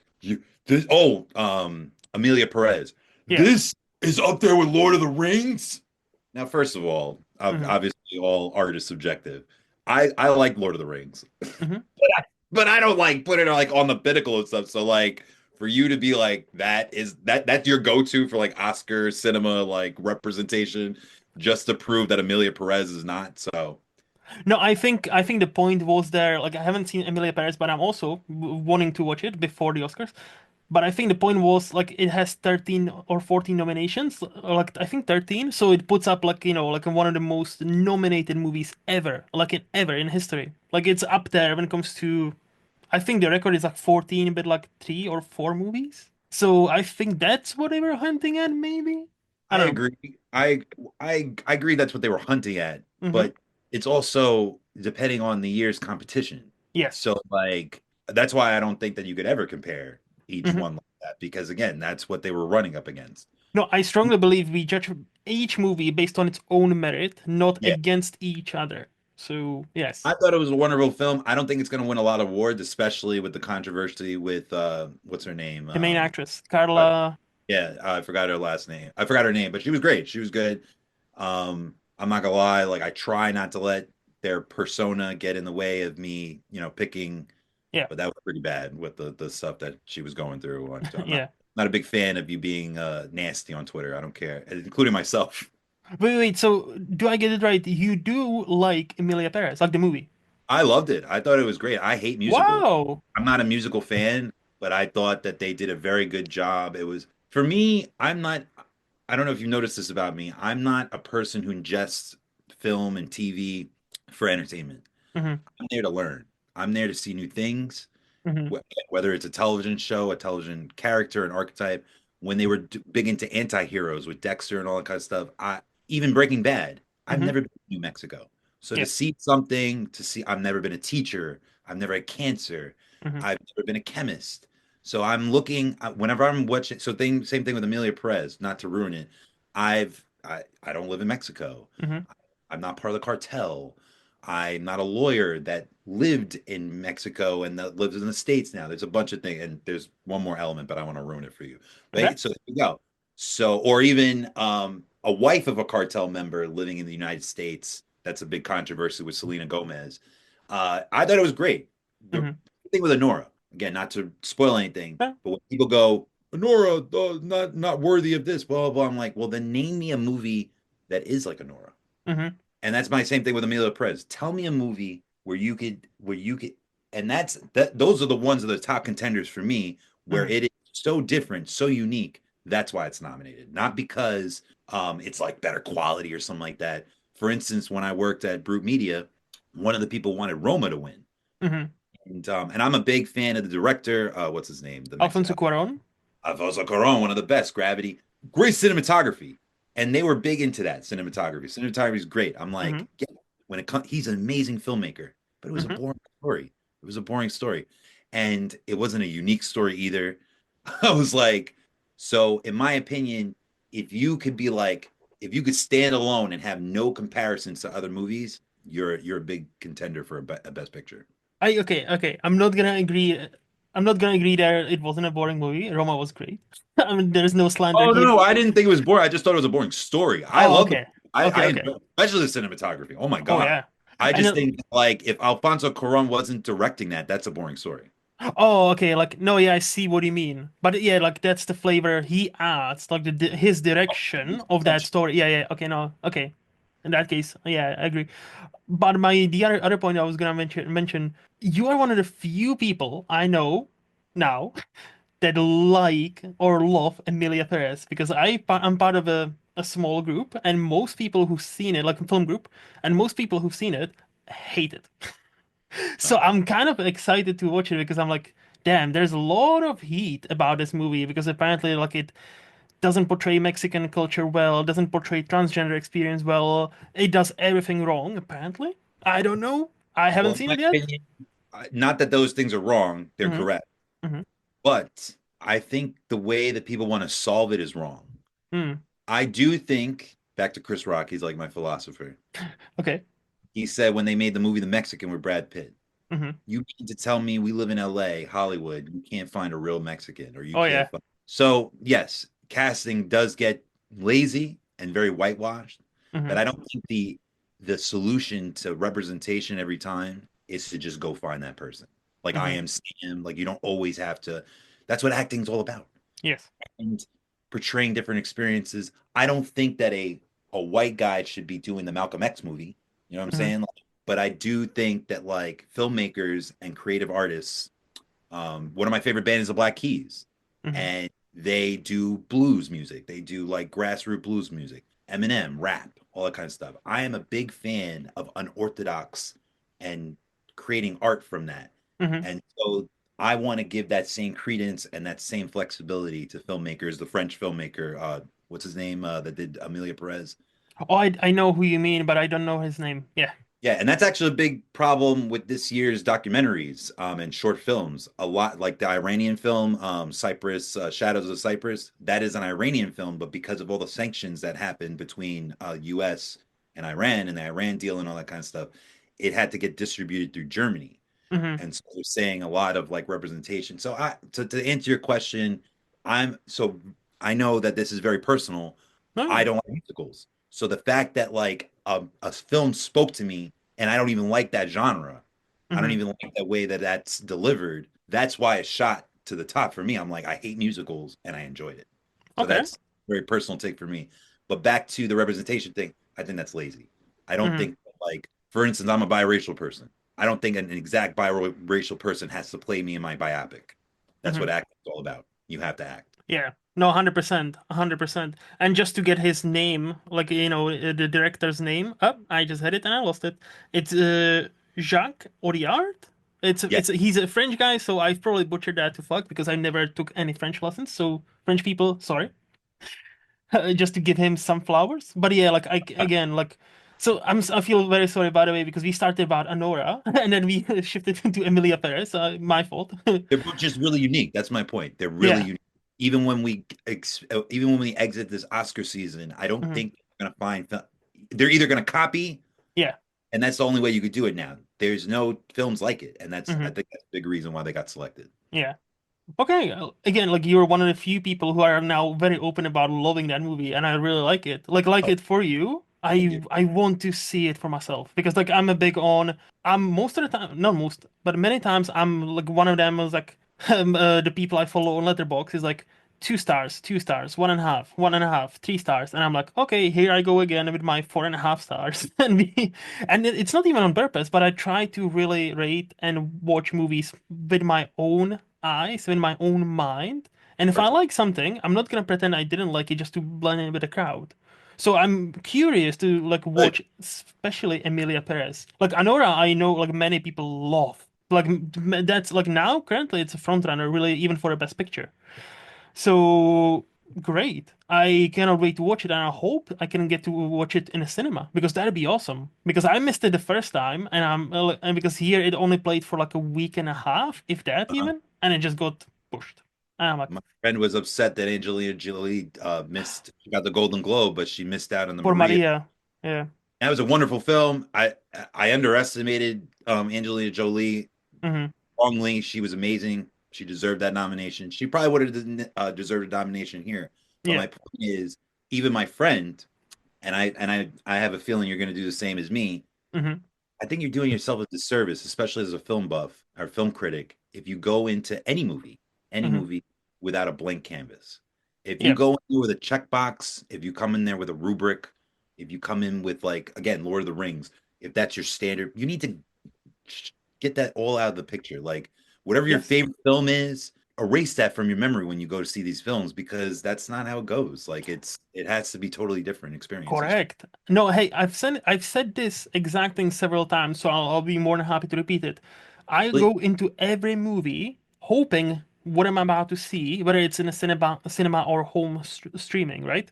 yeah. I'm hoping this will become my new favorite movie of all time. Oh, And that's awesome. again, like now, as I've grown older, I not even that old, but now I'm trying to watch less and less trailers to be as much like as surprised as I can be. Because like I think many trailers nowadays spoil a lot of movies, like spoil big Yeah. scenes. And they put the And best parts in it now yeah, too. yeah. So like I like now I still like now I know what Emilia Perez is about because I heard I people know. talk about it many times, right? Like you're not the last, well, you're not the first one to, so I've known about that like plot, but like 2 months ago when this controversy started, I'm like, I don't even know what a movie is about, but I still will watch it. Like, and again, like I know, like I knew what Anora is about, but I'm like, I don't know details, so I don't know the plot twists, but I do want to watch it. And that's my kind of like I went to see Brutalist. I Ah, had like next to zero knowledge about what that movie is about. I knew it's about Hungarian refugee in after World War II. That was it. I'm like, and coming to America, of course. And I'm like, and that's it. I didn't know anything else except for there's an intermission because it's a 3.5 hour movie. And I fucking loved it. I was like, this is a I great thought that movie. was Like cute that they too. I thought that was cool that they did the intermission with the that was yeah, cool. that picture just comes on a screen and Felicity Jones like voiceover and it's just like picture and it's like So good. intermission. I was like, She was so good. Oh my she God. was like that movie. Again, I'm she's not a like, paraplegic. She's not a, but that's what made the acting so good. Like yes, I believe that she couldn't walk. yes. And again, yeah. And that movie, 3.5 hours or three something, It was quality though. didn't feel like that at all. And even mine is like, yeah, the intermission helps, obviously. And any longer movie like that should have a fucking intermission built into it, just so I know. Every longer fucking like Oh, okay. They got rid of don't that a long time ago. I hear no, you. yeah, because they used to be the standard. That's why we used to have 4 hour movies You're because they right. used to be like oh, intermission, 15 minutes, Quality grab a time. popcorn, go take a piss, and like come back. And now I've said it many times again. I don't mind I longer mind it. movies, especially in home, right? Because you can pause it. But Yeah. if you want me to go to the cinema for like Uh-huh. 3.5 hour, 4 hour movie, give me an intermission. If there's an intermission, not gonna bitch about it. Okay. And especially if you make it like Brutalist, where the first hour felt like hour 20, and the second hour to me felt like 40 minutes. It was insane. For me, It that I was so wrapped in that movie. I'm like, what? This is the end? Holy fucking shit, this was great. So like, yeah, like Brutalist, I'm happy that I caught in the cinemas, and that was an experience. That was yummy.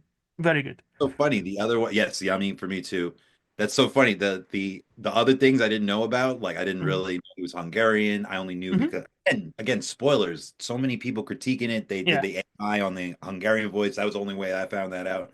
But I did know the origins of brutalism.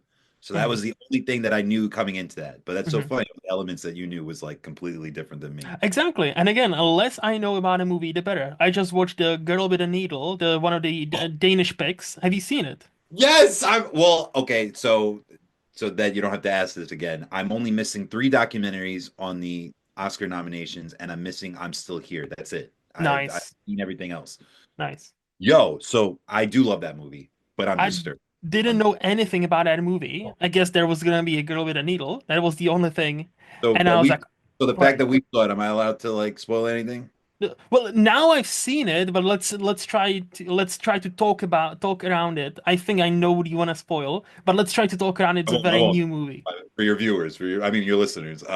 No, I was just and that's another thing. That's another thing that is a rubric for me, Yeah. right? I'm being a hypocrite. I love roller coasters. Mm-hmm. So I love the adrenaline. So if you're making me feel like shit, if you're making me feel like depressed, or Mm-hmm. even happy or jubilant, and with this one, disturbed, like it rocked me to my core, and I'm like, this is an amazing film. Like, All I will say, exactly, it's amazing. All I will say, something I wrote in my letterbox review. This movie is really about how we create our own monsters, and sometimes those monsters are created from battles, and sometimes they are created because there's a need for them, without spoiling anything. And I think that wraps up that movie because if you following think your about, advice today. That was yeah, awesome. That's a good critique. it's like it wasn't. See, that's the thing. That wasn't even critic. I'm like, damn, and it's a beautiful movie, great performances. It's not comfortable movie to watch, Oh, especially if you're a woman. yeah. It's not gonna be comfortable. You're not gonna be happy watching it, but I think at the end, you're gonna be glad you watched it, maybe, hopefully. No, Who knows? I disagree. I think it's a very polarizing film. Again, not to ruin anything. Oh, I think that yes, people don't like to be uncomfortable in movies. no, 100%. I think most people like to see, I think that's why a lot of people are oversaturated with Marvel and all that kind of stuff. They like to see what they want to see. One of Yeah. my neighbors, most of my friends like to be entertained. They like Mhm. to numb themselves out by watching the boob tube. And I think that we watch so much on screens that I don't think, in my opinion, that's not beneficial. If I'm not being enriched by it, then I am watching the boob tube. And then these screens are watching me at some point because of that. And when you were talking about the intermission, Martin Scorsese is one of my favorite directors. I love Mhm. what he said. He said, if you could watch one of your favorite Netflix binges, you could watch my 4 hour movie. You know what I'm saying? Like, True. Like again, like I will say to even to that argument, I would say Marty, but I can watch 4 hours binges Marty. in my home where I have my controller with me and I can pause every Sure. time I want to refill my water or I want to pee. In a cinema, I'm one of those people. I don't want to miss even a second of a movie. So I don't want to go in the middle of a movie and like, ah, fuck, I need to go pee. So like I don't want to do that. So like, I always said and I did watch Killers of the Flower Moon in a cinema. Not Good. meaning like I hold out, so like strong. So like I always said to like that argument, yeah, but the home is different. You have a remote. You can always pause every time you feel like it. You can go to the toilet. You can refill your water or a Coke or whatever you feel like, and come to it 2 3 minutes later. So like When I was in undergrad in Indiana, I took a Bollywood course. oh nice. And so we definitely watched a lot of Bollywood. Those And movies are long. yes, sometimes 6, 7 hours long. Yep. So I was passing all the tests, not just passing. I'm big. I love film. So Hmm. of course I'm going to be immersed into it. And so I was getting straight A's, and I don't get straight A's in anything. And Same. so high marks. And so one day I showed up with a pillow, and my professor was livid, of course. And my professor's like, "What are you doing?" And I said, "Hear me out. I have the best grades in the class. I enjoy this. I picked this for a reason. I love Bollywood. Hmm. The stories are incredible. Every once in a while, I'm gonna need a nap." Mm.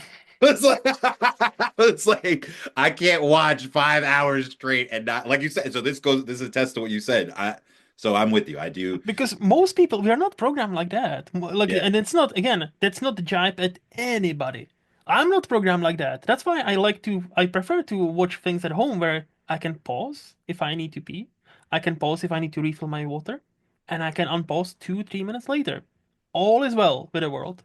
But in a cinema, where it's like if you're asking me to invest 4 hours of my life into your movie, I will, especially if it's great. Yeah. Give me an intermission. And and this is how dying cinemas can actually sell you more popcorn and more Coke and more sweets and all that shit. So It's everybody true. wins. Except obviously you have less screenings, so it's not. I know it's not as simple, but I think still overall it probably would be beneficial even for the cinemas to have a second intermission in the movie or like an intermission in the movie so they can sell you more stuff. Huh. If Nicole Kidman is listening to this or AMC, they need to hire you. Yes. Nicole, please, Nicole, my biggest fan. Love her. I love her. And Oh, no, me too. I'm a big, and that commercial, even though it's a commercial and it's sensationalized, Mm, is amazing. I'm with her. I'm with her. And Tom Cruise, I still love the cinema. I still mhm. love the silver screen, but I'm Same. with you on that. If it's a long film, it definitely deserves an intermission. So we just covered Anora, Emilia Perez, Bollywood, and The Girl with a Needle. We covered a lot of stuff, so that's I like it.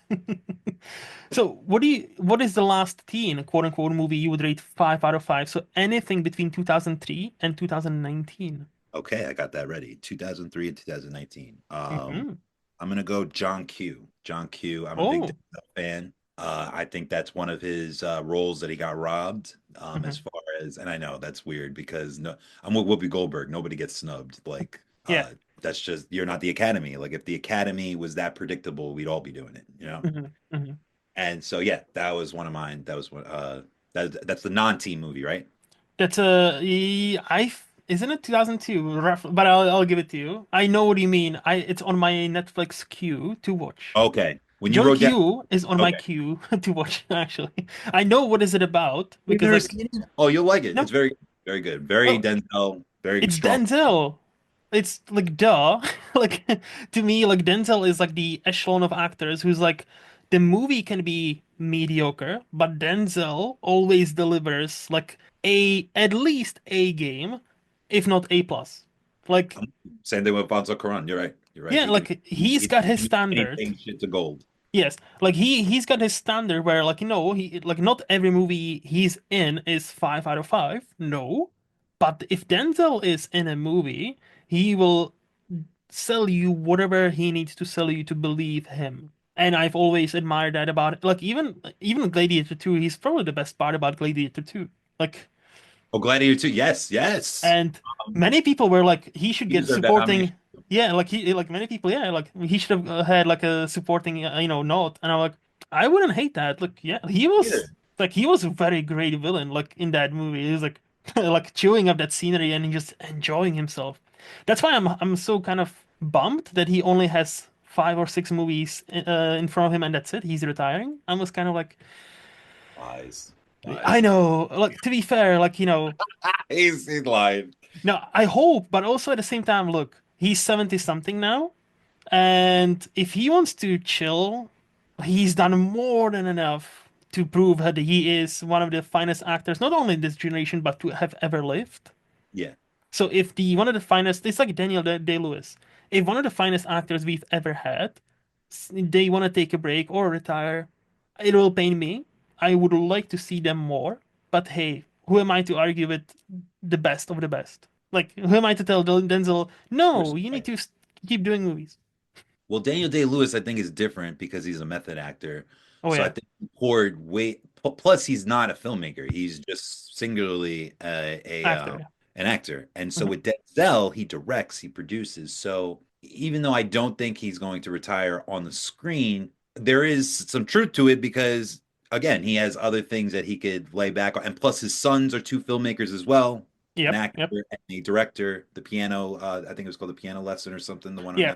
Netflix. But someone like Anthony Hopkins, who's more on the Daniel Day Lewis, he's not a method actor, but like he's a singular actor. That's why I said that because I feel like even when we're in our old age, you got to keep moving. You got to Hmm. keep. That's the only way to keep surviving. So I Hmm. don't. So Denzel, there's credence to what he said because again, he's not just going to. He's a great director. Fences. He's a Oh great yeah. director. So there might be truth to that. So it's not like he's going to be like sitting down at home and stuff, just retired. He'll always be in film. I'm hoping so because again, like I cannot imagine Hollywood without Denzel, and I don't want to. But like, I'm it'll biased be. too. I'm biased too. When you said I'm always gonna want Denzel to be nominated. Not only am I a Denzel fan, but Mhm. are you familiar with Issa Rae? Of course. Great. Oh, good. Of course, I love that. She's when they asked her one time, like, who are you rooting for in the Oscars? She's like, Everybody black. yeah. So that's me too. That's me too. I don't get like bent out of shape, but I'm always gonna root for diversity. So same thing Hmm. with Amelia Perez. Like I want different in there all the time. All the Hmm. time. Hmm. Yeah, 100%, 100%. So, what is the last quote unquote adult movie you would rate 5 out of 5? So, anything between 2002 and 1975. Ooh. Casablanca. That's slightly over. Oh, 75. So Yes.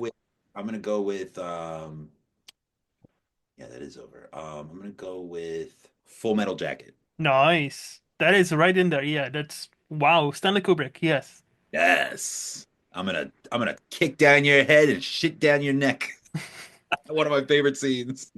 I need to rewatch that because I've only seen it once, quite some time ago when I got into Kubrick and I watched all of his movies. To be Yeah. fair, it's he only did it, quote unquote, only like 14, 15, so it's not that big of a task. But I have watched all of his, and the Full Metal Jacket is, yeah. Yeah, he's very the early Tarantino, very select movies, but very all very quality. What I admire about him and his filmography, neither movie directed are the same. 2001 is a different movie than Spartacus. Spartacus is a different movie to Lolita. Lolita is a different movie to Eyes Wide Shut. Eyes Wide Shut is different to Full Metal Jacket. It's like he tackled comedy, he tackled crime drama, he tackled sci-fi, he tackled a sex orgy movie, he tackled Lolita, like he Full Metal War movie with Full Metal Jacket. He tackled it all, like horror movie, The Shining, and most of them are like But you made me basically the realize best out of best in their category. some What of did you the say? You cut off a bit. little sexual deviant Stanley Kubrick over there. Oh yeah, I know, right? No, it's just like yeah, and Full Metal Jacket. Like I need to rewatch it, but I remember loving that one as well. I'm like, damn. Especially obviously the first half. It's like that training sequence. It's insane. And that guy that played the military instructor, he was a real military Yes, instructor. So yes. that set up the trend of not always going for the actor, like going for the realism. And a lot of people do that now. The Wire, like getting actual people from the streets. Oh yeah. One of the nominees for best short film, Anuja, they took actual homeless girls from New Delhi and they Mm, put in the film. It was very good. So okay. yeah, I think Stanley Kubrick. I'm sure it happened earlier, but that's like one of the first times I ever saw them just go and not get a traditional actor and get somebody that was real to the plot. Well, if I remember correctly, he was supposed to be just an advisor to the actor they will select, but Stanley You know that? liked his energy and liked his I didn't know that. everything so much that he was like, "Oh, you know what? Why can't we just hire him?" And now the dude is an actor. Arlie Army is like a pretty Yeah, decent actor. he's deceased now, but yes, Yes. he definitely no, that's awesome. I did not know that. Thank you for that tip. No. Again, I my brain is full of useless movie trivia, so where it's only useful when I'm talking to movie people like you. Like, oh yeah.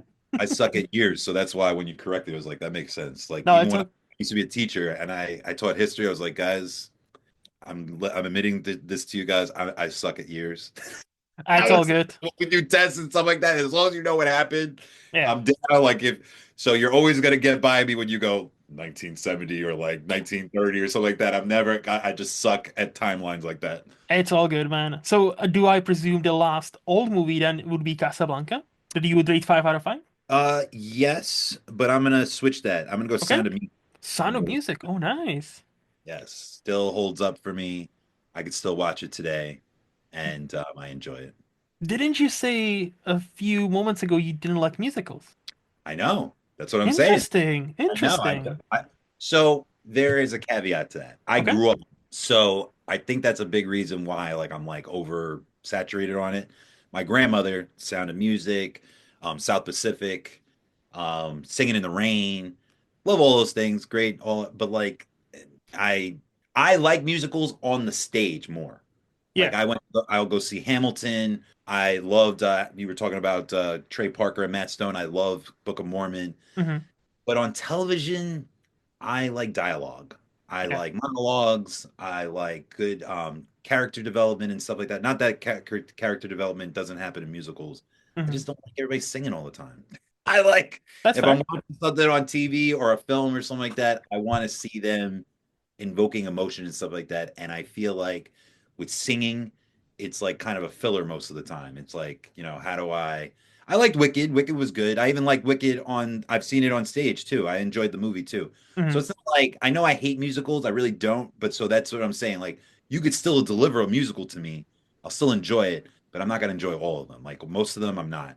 So, what makes Sound of Music so special then? Since it's your choice for that movie. Um, Same thing with like what's it called? Life is Beautiful. Mm. I compare it to that, like something such a hard subject. So you could take something like Schindler's List. Hmm. It's such a heavy subject with Steven Spielberg and Liam Neeson. Um, but with Sound of Music, same thing with Life is Beautiful. Like they took something so grim Hmm. and it's like the backdrop, to be honest, the Yeah. Nazis, that it's not even something you really think about. And so the fact that like they were able to do that Julie Andrews. The fact that they were able to make you forget all the nasty things that were happening on. Hmm. I think it's a genius film. Yeah, it is great. Julie Andrews still alive and well, so we're Oh, happy yeah. to see Vinson. that. And Princess Diaries 3 is confirmed. That's So right. Oh, is so she gonna be in it with Anne I Hathaway? hope I That'd fucking be hope great. so. I That'd be really great. hope I so. love her. I'm a big Yeah, fan. And that she's still was hot. same. Same. Like I need to catch up on more of her movies, to be honest. I haven't seen as Right. many as I would like. But like Yeah. no, like Julie Andrews is great. Oh, she's slept on for sure. You're right. Her Mhm. catalog is definitely very slept on. So Yeah. I encourage that move. So I know you said you're not a date guy. So would you be able to say what's your favorite movie decade? Yeah. Wow, that's a good one. I would have to say, wow, damn. Uh, I'm gonna go with now. I'm gonna go with Okay. now. I think people, and go back to Tarantino, I think more filmmakers. So the ones that go to film school, Hmm. I think they're very good at incorporating, like Stanley Kubrick. So, for instance, The Substance. They're Yeah. very good at taking elements from Kubrick and all these people and meshing it together. Hmm. I also think people like M. Night Shyamalan who just pick up the camera and just shoot. I think there's just so much talent now. I think there's so many great script writers out there, people that are great at adapting books into television and film. I think we're at the golden era. I know that like if I had to give like a quick answer, like something for my own indulgence, I do love the 90s. The 90s was more dramatic. So for instance, something like Forrest Gump and they have like John like I don't think it was what's his name, John Williams doing the soundtrack. But they had everybody doing soundtracks like that. Danny Yeah. Elfman, you know what I'm saying? It was all dramatic effects where Hmm. you need to. They could be eating a sandwich and like and you all of a sudden hear a flute or like a Yeah. fucking saxophone and shit like that. So I do enjoy that. They tried to over exemplify like the 20s and stuff like that, trying to make everything big and grand. But I like this time period now because it's more pure in my opinion. I think like Mm. filmmakers just want to give you a good story. Like it doesn't have to be filled with fluff anymore. Except for Marvel, of course, all that Mm. type of stuff. That Yeah. that one's to the extreme. So that's still happening. But people like us, we're getting our vegetables. We're getting our nutrients from these great films that are just film. Like The Girl with a Needle. Yeah. Danish, Polish movie, just like beautiful. And Yeah. like I think I see your point. Like now, if you want to make a movie, there's never been a better time to do it because Yes. there's now like this the studio system still is there in place, but because Yes. of the streamers, because of the internet, because of the most of our phones can shoot 4K videos now, so you Yeah, they're can better than some cameras now. correct. So like you can well, Sean Baker famously shoots most of his movies on a like Tangerine, like on a fucking iPhone. Like that's a movie that was shot, and if I'm not mistaken, Tangerine is actually shot on an iPhone, not like Steven Soderbergh. Sometimes like, oh, this is shot on an iPhone, and then you look into it, it's a lens for an iPhone, so it's not like technically yes, but really, bro, no, but no, But but you're Coen doing well Brothers, for cinema. Quentin Tarantino would have a heart attack. Yeah. But Sean Baker is like one of them, like like oh yeah, I'll just shoot this like like a really like a dogma style, like like basically just all you hear is exactly what's happening. Oh, iPhone is all I have. Perfect. I'll just have an iPhone. And yeah, so like I see now that amount of talent. If you want to if you want to see a specific movie with specific themes, yeah, you should be able to find whatever you're looking for. Good. I'm glad we agree on that. No, yeah. So do you have any movie hot takes? Other than I hate musicals, and you know, it's so funny. You're not the first person to call my hypocrisy. This is another area of genre, and that's okay. We're all Mhm. full of contradictions. I'm not Yes, correct. that. So one again at Brute Media, we had a Hmm. lot. They were all producers, television producers, news, all that kind of stuff. So of course they're Hmm. into pop culture, and so this was like the first of all, it was my favorite job that I ever had. Hmm. Uh, and the big reason was, again, we were on Slack always talking about movies and film and TV. Hmm. So one time I said, I don't like sci-fi. Oh, damn. I know, and it was so dumb. I thought it was a hot take, not on purpose. I didn't say to myself, "Oh, let me hot take." I just have verbal diarrhea like all the time, so that's Hmm. why they all seem like hot takes. Hot takes of shit. And my this person called me out. He goes, "But you like Star Wars. You like Jurassic Park. You like that." I was like, so I took it back. I was like, I like mainstream sci-fi. I am not like a deep. B movie sci-fi guy. Like I'm not like one of the so for instance, I don't like Battlestar Galactica. I don't Okay. like I don't like Black Mirror. I don't Oh, like okay. I'm not yeah, I feel like that's a big copy of and I don't even like the Twilight Zone. I'm not like a huge fan. I appreciate its part in history. Hmm. I've watched a few episodes, some classic episodes. Those are great. As a matter of fact, even with Black Mirror, I've seen like the very popular episodes. The Hmm. Daniel, I forgot how to pronounce Daniel his name. Kaluuya. Yeah. Yes, my guy from Skins and all the Jordan Poole movies. So, same thing with the musicals. I am very niche when it comes to that. I am very selective. Hmm. Not really selective. It's funny. Most genres I like the what's it called? The obscurity of it. But Hmm. when it comes to stuff that I don't like, I like the cream of the crop, if that makes sense. No, yeah, I get it. I get it. I'm like that got me thinking like is Twilight Zone and Black Mirror like they are like sci-fi, but I would also call them like like especially Black Mirror because I haven't actually seen. I still even haven't seen Twilight Zone the movie that's out there. I Oh, still haven't seen that. But like Black Mirror, I'm all caught up, and like some of the like what I love about that show, it's not really like there's only one key element. Everything is like technology sci-fi, so there's like, always like some sort of element that doesn't exist yet, and there's a story. But most of them are like not sci-fi episodes, like in a sense, some of them are like thriller episodes, some of them are more like horror episodes. There's like several like actual horror episodes and like fucking scary. Some of them can be almost like a dark comedy, and it's like they have an true. element of like a techno sci-fi, a specific techno sci-fi. It was like, oh yeah, we developed this program that so and so can you can rewind your as things happen, you can rewind and actually see things from different angles and all that shit. And Yeah. so I'm like, is it sci-fi? I guess it is technically. Hmm. Like I love Interstellar. I love what's the one with Amy Adams? Oh, Uh Arrival.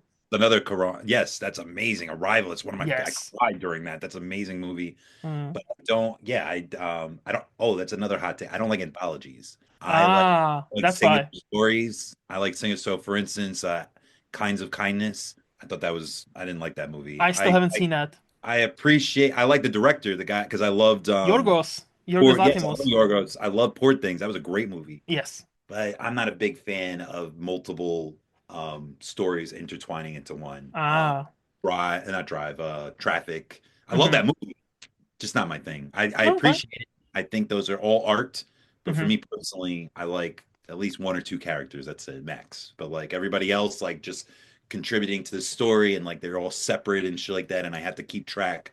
Mm-hmm. Um, Oh, okay, that makes more sense about the Black Mirror because that's definitely an anthology series where every episode is different, new actors, not a different fan. actors. So, No. but no, I understand. But again, you like what you like. It's again, Sure. art is subjective, and that's why, as you pointed out, we live in a great age where if you like something specific, you should be able to find it, and you don't have to watch the rest. And it's not like 50 years ago we have three movie channels.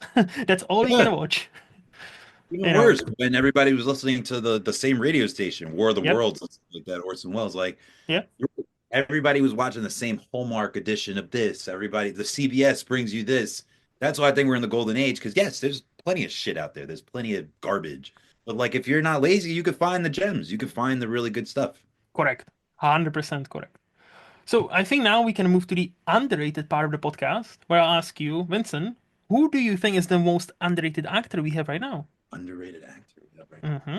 I'm gonna go with the Times right now. I'm gonna go with I forgot her name. See that Mickey Madison, the one that plays Honora. I think she was excellent. Okay.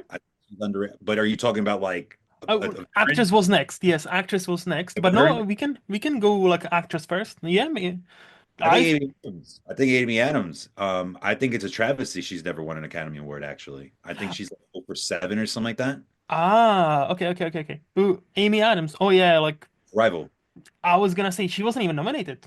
That's the bigger travesty. That was one of the biggest things about that Oscar year. You can look it up and fact check me. The movie No, you're had right. some Oscar nominations, And and that's her best role. everybody, no, yeah, and everybody was like, of course, Amy Adams. She's like definitely at least a nomination because she was so awesome in that movie. She's leading that movie, and their movie is built on her, and somehow she doesn't get a nom. And everybody was like, what? I think What Tom did? underrated. I think he should have an Academy Award or two. I think that like The Last Samurai, Interview with the Vampire. I think a lot of I think there's a gift and a curse to being good looking, Hmm. especially for the male genre. I think Leo and Brad Pitt finally got theirs, but it took a long time. I think Hollywood looks like they'll market you, they'll put you in the blockbusters, they'll let you make money, Hmm. but behind closed doors, they'll be like, no, you can't get in the awards, only the ugly people. And that's subjective too, but like for instance, like Philip Seymour Hoffman, one of the best actors of all time. You know what I'm saying? Like that. And someone said that recently. Someone was like, that's like, oh, they were talking about Instagram following. I don't know if you read that article with Maya Hawke. And Yes, and Ethan Hawke, yeah, yeah. yes, that's gross. That's gross that like your Instagram following is the reason why. But I get it, like marketability, and that's not how I would do it. Hmm. I think being a creator, you have to take risks. So Yes. for instance, what's his name? Ridley Scott's one of my favorite directors ever. That's why this disappointed me so much when he talked about Exodus and having that all white cast with Christian Bale talking about a period of time in Egyptians, Hmm. and you try to market an all black film. I'm like, oh my. If anybody can take a risk, it's you, and you're being a pussy about this. Like, I was gonna say, I think he like the actual quote was like, "I cannot market the 120 million movie if with a guy called Muhammad or something like that." Yeah, yeah, like he said something like that, and I'm like, no, yeah, but it's stupid. It's like I get it, but but it's funny. The same year that he said that, fucking Star Wars had what's his name? My John guy. Boyega, Did again? John Boyega. Yes, amazing actor. Hmm. And then they had Daisy Ridley, and they led the box office that year. Yeah. And Black Panther came like a few years later. Like, so I think the best filmmakers take risks. The one that like do copycats and just try to stay in a box and try to stay in a lane.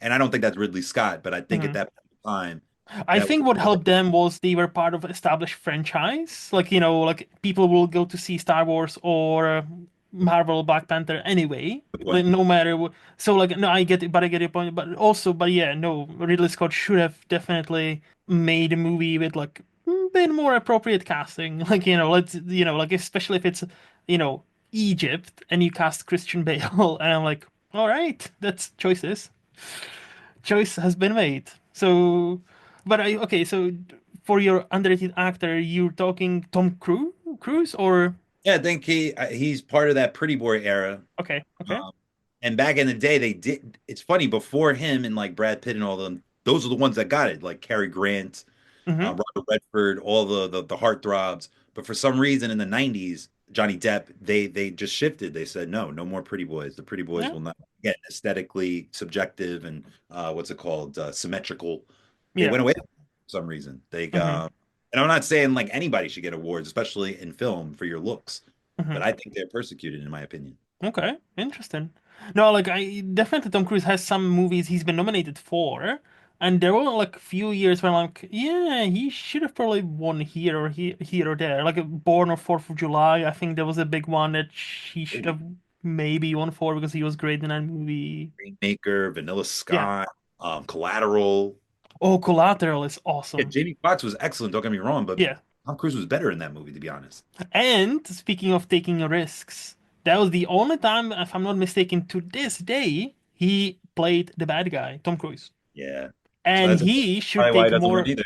yeah, and he should take more risks like that, where he's not always like, saving the world and running. Like he can still run, but he can be a bad guy and still run.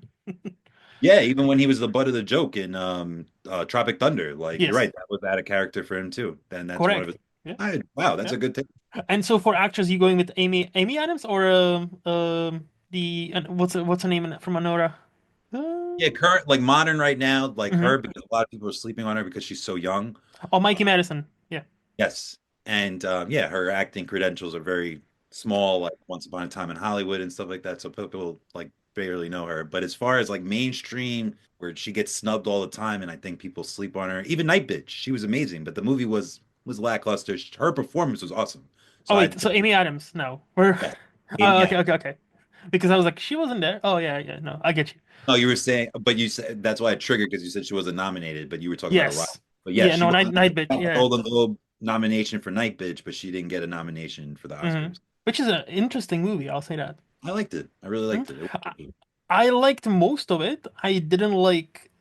And in certain love. choices that were made because I thought the movie doesn't trust me as an audience member to pay Ah, attention.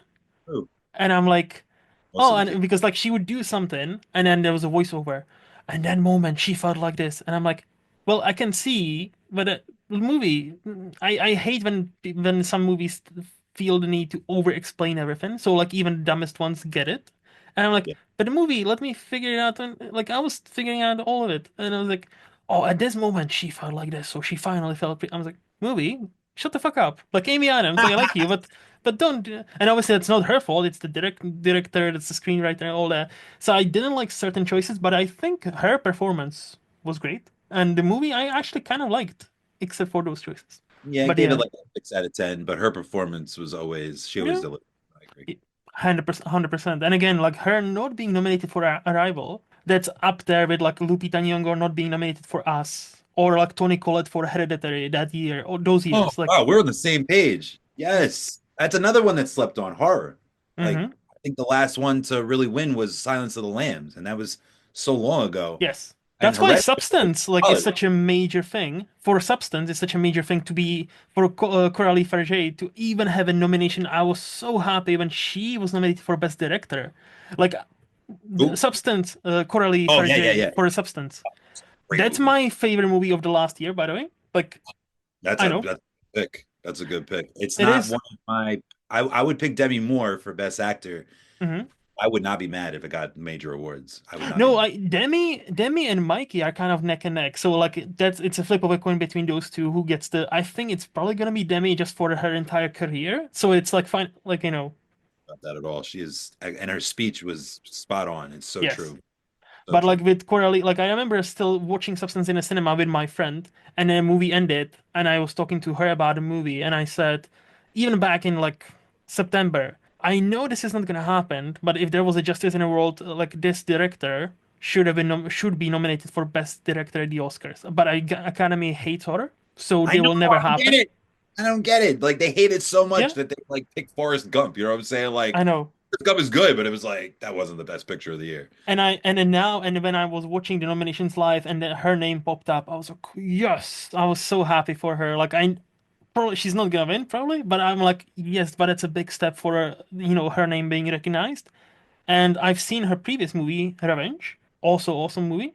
Which I one? don't, but so yeah, like I was like, yes, whatever she does next, I'm in. Like, 'cause she's got an eye, she's got a talent, she knows what she's doing. She's more underrated than Amy Adams, to be honest. So Mm, no, totally of agree. course. So, well, that brings us to the director. Who do you think is the most underrated director we have right now? Spike Lee Oh, oh, you think he's underrated? Okay. should have won Best Director a few times. And you may Black Klansman was one of them. You mentioned them before, Yeah, Malcolm. yeah. I yeah, no, I think because of the color of his skin and the country that he's in, I think that's a big reason why he has none. I know he has an adaptation. I think that hmm was Black Klansman, and I think he got did he get one before for adaptation for Malcolm X? I forgot, but I think he's he got like few for writing, for like, for the writing, yeah. But he probably should have won for Do the Right Thing yes, because absolutely, that's absolutely. you feel the heat. You like, the New York That's on true. a They're sweating. Very like true. you feel it. It's like when you're watching movies that take place in a cold, like in the mountains, and you feel the cold. Yeah, Like he made you sweat through the screen I because agree. you are there with them on that very hot summer day in New York. Wow. Like That is so true. Oh my God. Yeah, no, I think Quentin Tarantino, but these are my favorites anyway, so I'm gonna say that. like Uh Snow Spike is great. Like besides one movie, I like everything he's directed. Like we don't talk about who's that? we don't talk about the Old Boy remake. I don't Oh, know. so I I saw that and I didn't see the original first, so I enjoyed it. But I think if I would have saw the original first, I think I would have had your opinion on that. Yeah, like unfortunately I've seen the original first. So even then when it was announced, I was like, what? Why? And I got introduced to Korean film maybe like 7 years ago, so like I'm Oh, still nascent yeah. on it. No, yeah. But like, I was like, that's a choice. And then I saw the movie, and unfortunately, I seen the original, and I'm like, that's basically the same thing, except for a very weird another subplot. And I'm like, what? That's Everybody is always trying to include what's it called? Uh, incest. I Everybody's was gonna trying say, to.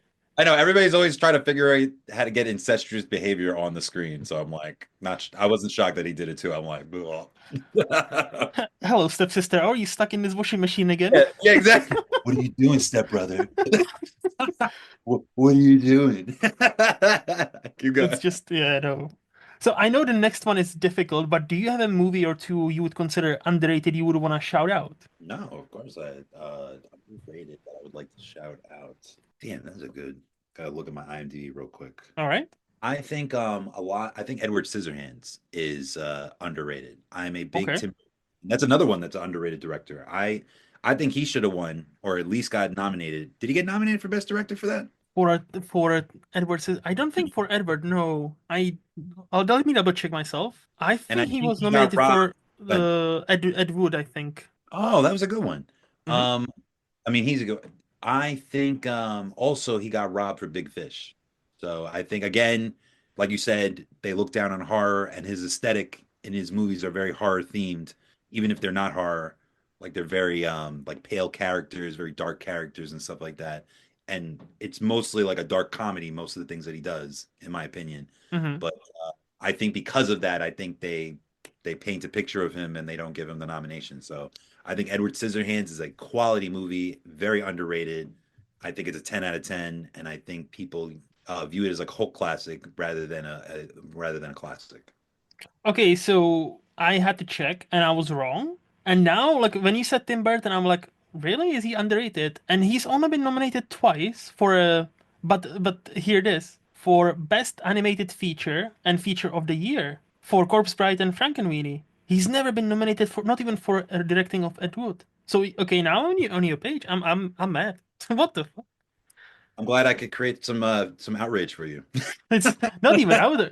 I'm just doesn't compete like for Edward Scissorhands. Okay, maybe like I can see like even though I love that movie, but maybe I can see why. But look for Ed Wood, It what? was great. That's a sleeper. Nobody I mentions that of his Ed Wood catalog. is awesome. No, Ed Wood, and again like I'm a Tim Burton hardcore fan. Like I've seen on Big Fish. Like to me that's like sleeper. Like to me Big Fish is such a beautiful movie.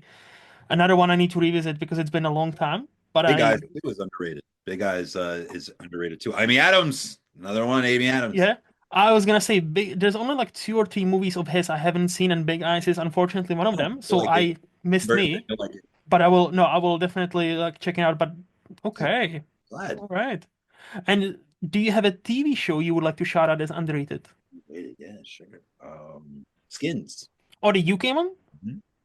I haven't seen it, but I know quite a few good people came out of that, like Daniel Kaluuya. So yeah. Yeah, definitely. The girl from The Gentleman, Katie Scaldaro, Mm, she was on that show as well. Yeah, no, I don't know how. I don't know how it's underrated.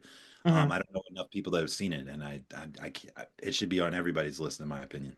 And also, isn't there like an American remake of Skins? Um, MTV produced it. It was Ah, terrible. okay, okay. That's not a. I've seen few reboots that I enjoy, but most of them are shit. So I'm not a. I'm more of an originalist. Like go create Yes. something. I was just talking to my friend. She's bland in my opinion when it comes to art, and she was like obsessed with the Frasier reboot, and she's like, "Have you seen him?" Like, no, I watched the original Frasier. I don't need to watch him again. Like, I'm okay. Like, and I'm very selective. For instance, I almost didn't watch um We're in the Shadows because I Oh, like what the we're doing in the shadows. Yeah.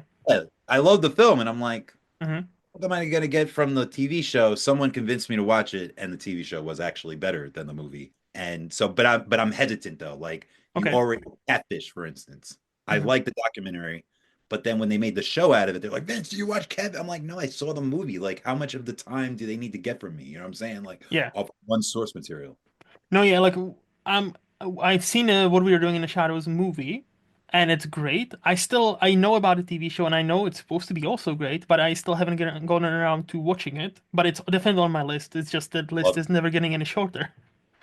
No, and you shouldn't go into it being like, can it be better than the film? But you just can't help it. But Hmm. in my opinion, it surpassed the film, and that's Okay. hard. The film is amazing. Film is great, so I'm excited to check it out. Just again, not enough time. I would take the 36-hour day. Thank 36 you very much. hours. 36, that's where it's at. You need to be able to shit out that habits. So, Vincent, this has been a blast. Thank you so Same. much for agreeing to be here. Before we say goodbye, I've asked you quite a few questions, and you've been kind enough to answer all of them. So, before we say goodbye, let's flip the table. Do you have a question or two for me? Yes. Where could I know your audience knows, but where could I find you on all your platforms and Okay. where can I see you if you guest starred anywhere? Like you're I didn't get the only I know you called me saying I was unprepared, but I think the thing that I was most unprepared is doing a deep dive on you. So I would like to know. No, I'm on Letterboxd. That's where I use the most. And I have my own blog. Lostinmovies.co.uk is my blog where I try to write. I haven't written something in a while, so I'm slacking a bit. It's just a lot of time. Like again, a lot of time is spent on this podcast right now and watching movies and catching up with movies. Letterboxd in movies lost. And that's about it. Like I'm social media, I've just deleted my X or Twitter account because I'm like, you know what? I've been contemplating it for a while to delete it, and I'm like, you know what? Fuck it. And I am not. I'm a bad influencer. I'm not. Well, first of all, I'm not an influencer. I don't have an audience to influence. But second, I am like, yeah, I don't care about social media, and that that's why I'm yeah. I'm envious. Yeah, that's how I've made a lot of money, social media. So Mm. I would like to break away from that one day, but we'll see. See, I need to talk to people like you. Like, okay, how can I actually make money out of this? Because look, if I can make this full time, maybe I'm in. Like, teach me your ways, senpai, teach me your ways. That would be my pleasure. My last full-time job, I was director of digital for a Hmm. client agency. So but when it comes to myself, I get lazy because I'm just so fatigued from doing it for other people. So That's the thing. I totally get you. No, so like basically, like Letterboxd, my blog, here this podcast. That's about really like where you get to know me. On the other two podcasts, I'm on every month. So one is Wasteland Retrospective, where I talk two movies every month with my buddy Shane, and the other is Cinematic Wasteland with Shane and Adam, where we talk about movies from now 1920s and we move to through the years of cinema. Each oh, episode is a cool. new movie, so That is very cool. yeah, so like I try to watch it, like again, like on my letterbox I try to like watch all the movies. My humble goal is to watch every single movie ever made, so that's going well. With you on that one. I salute your journey on that one. That's a I great one. I know it's never gonna happen, but hey, I'll try. But no, like I'm trying to watch like all the movies like from 30s, 40s, 60s, like and that's why I'm slacking on some of the newer ones where I'm like, oh yeah, I don't want to just watch the newer ones. I need to know where things originated from and how we've evolved from. If you watch a movie from 30, even from 20s and to 30s, it's a massive jump in just those 10 years. So I am a big fan of social justice, but a lot of people are proponents for it. They say in order to take justice, you have to take it from somewhere else. So unfortunately, yes, in order to give the love to those older films, the modern films have to take a little bit of a back seat. It's just so much content out there. correct. It's so much movies and TV shows are being made where like yeah, it's insane. So- I admire you for that. That's awesome. oh, thank you. Oh, So, you, oh my gosh, this was a pleasure. I know people call themselves film buffs and cinephiles and stuff, but it's good to talk to someone who actually backs it up. no, thank you. Likewise. And so, what about you? Where can people find you if they enjoyed our talk? Where can they follow you? No problem. My stage name is still Vinson. I do a lot of content creation. I do like short films. I have a podcast called Keep Up, and it is about like viral trends and things that are going on. So it could be like politics, it could be my favorite movies, it could be places that I've been. Um, so just trying to keep up with the latest trends. But like I said, STILLVINSANE. It's like still insane, but with a V inside. So that's all you have to click in. I'm on so many platforms. It's not even funny. And I'll link some of them down below so people can click and follow you. Beautiful. Thank you. Appreciate that. And again, I appreciate your time. Thank you so much. As always, you've heard, listeners have heard mine, so like I'm not gonna repeat myself. And as always, this podcast is part of SPDM Podcast Media. Special thanks goes to HiFlyer Creative for designing my logo. If you want to check them out, visit hiflyercreative.com. And until next time, bye bye.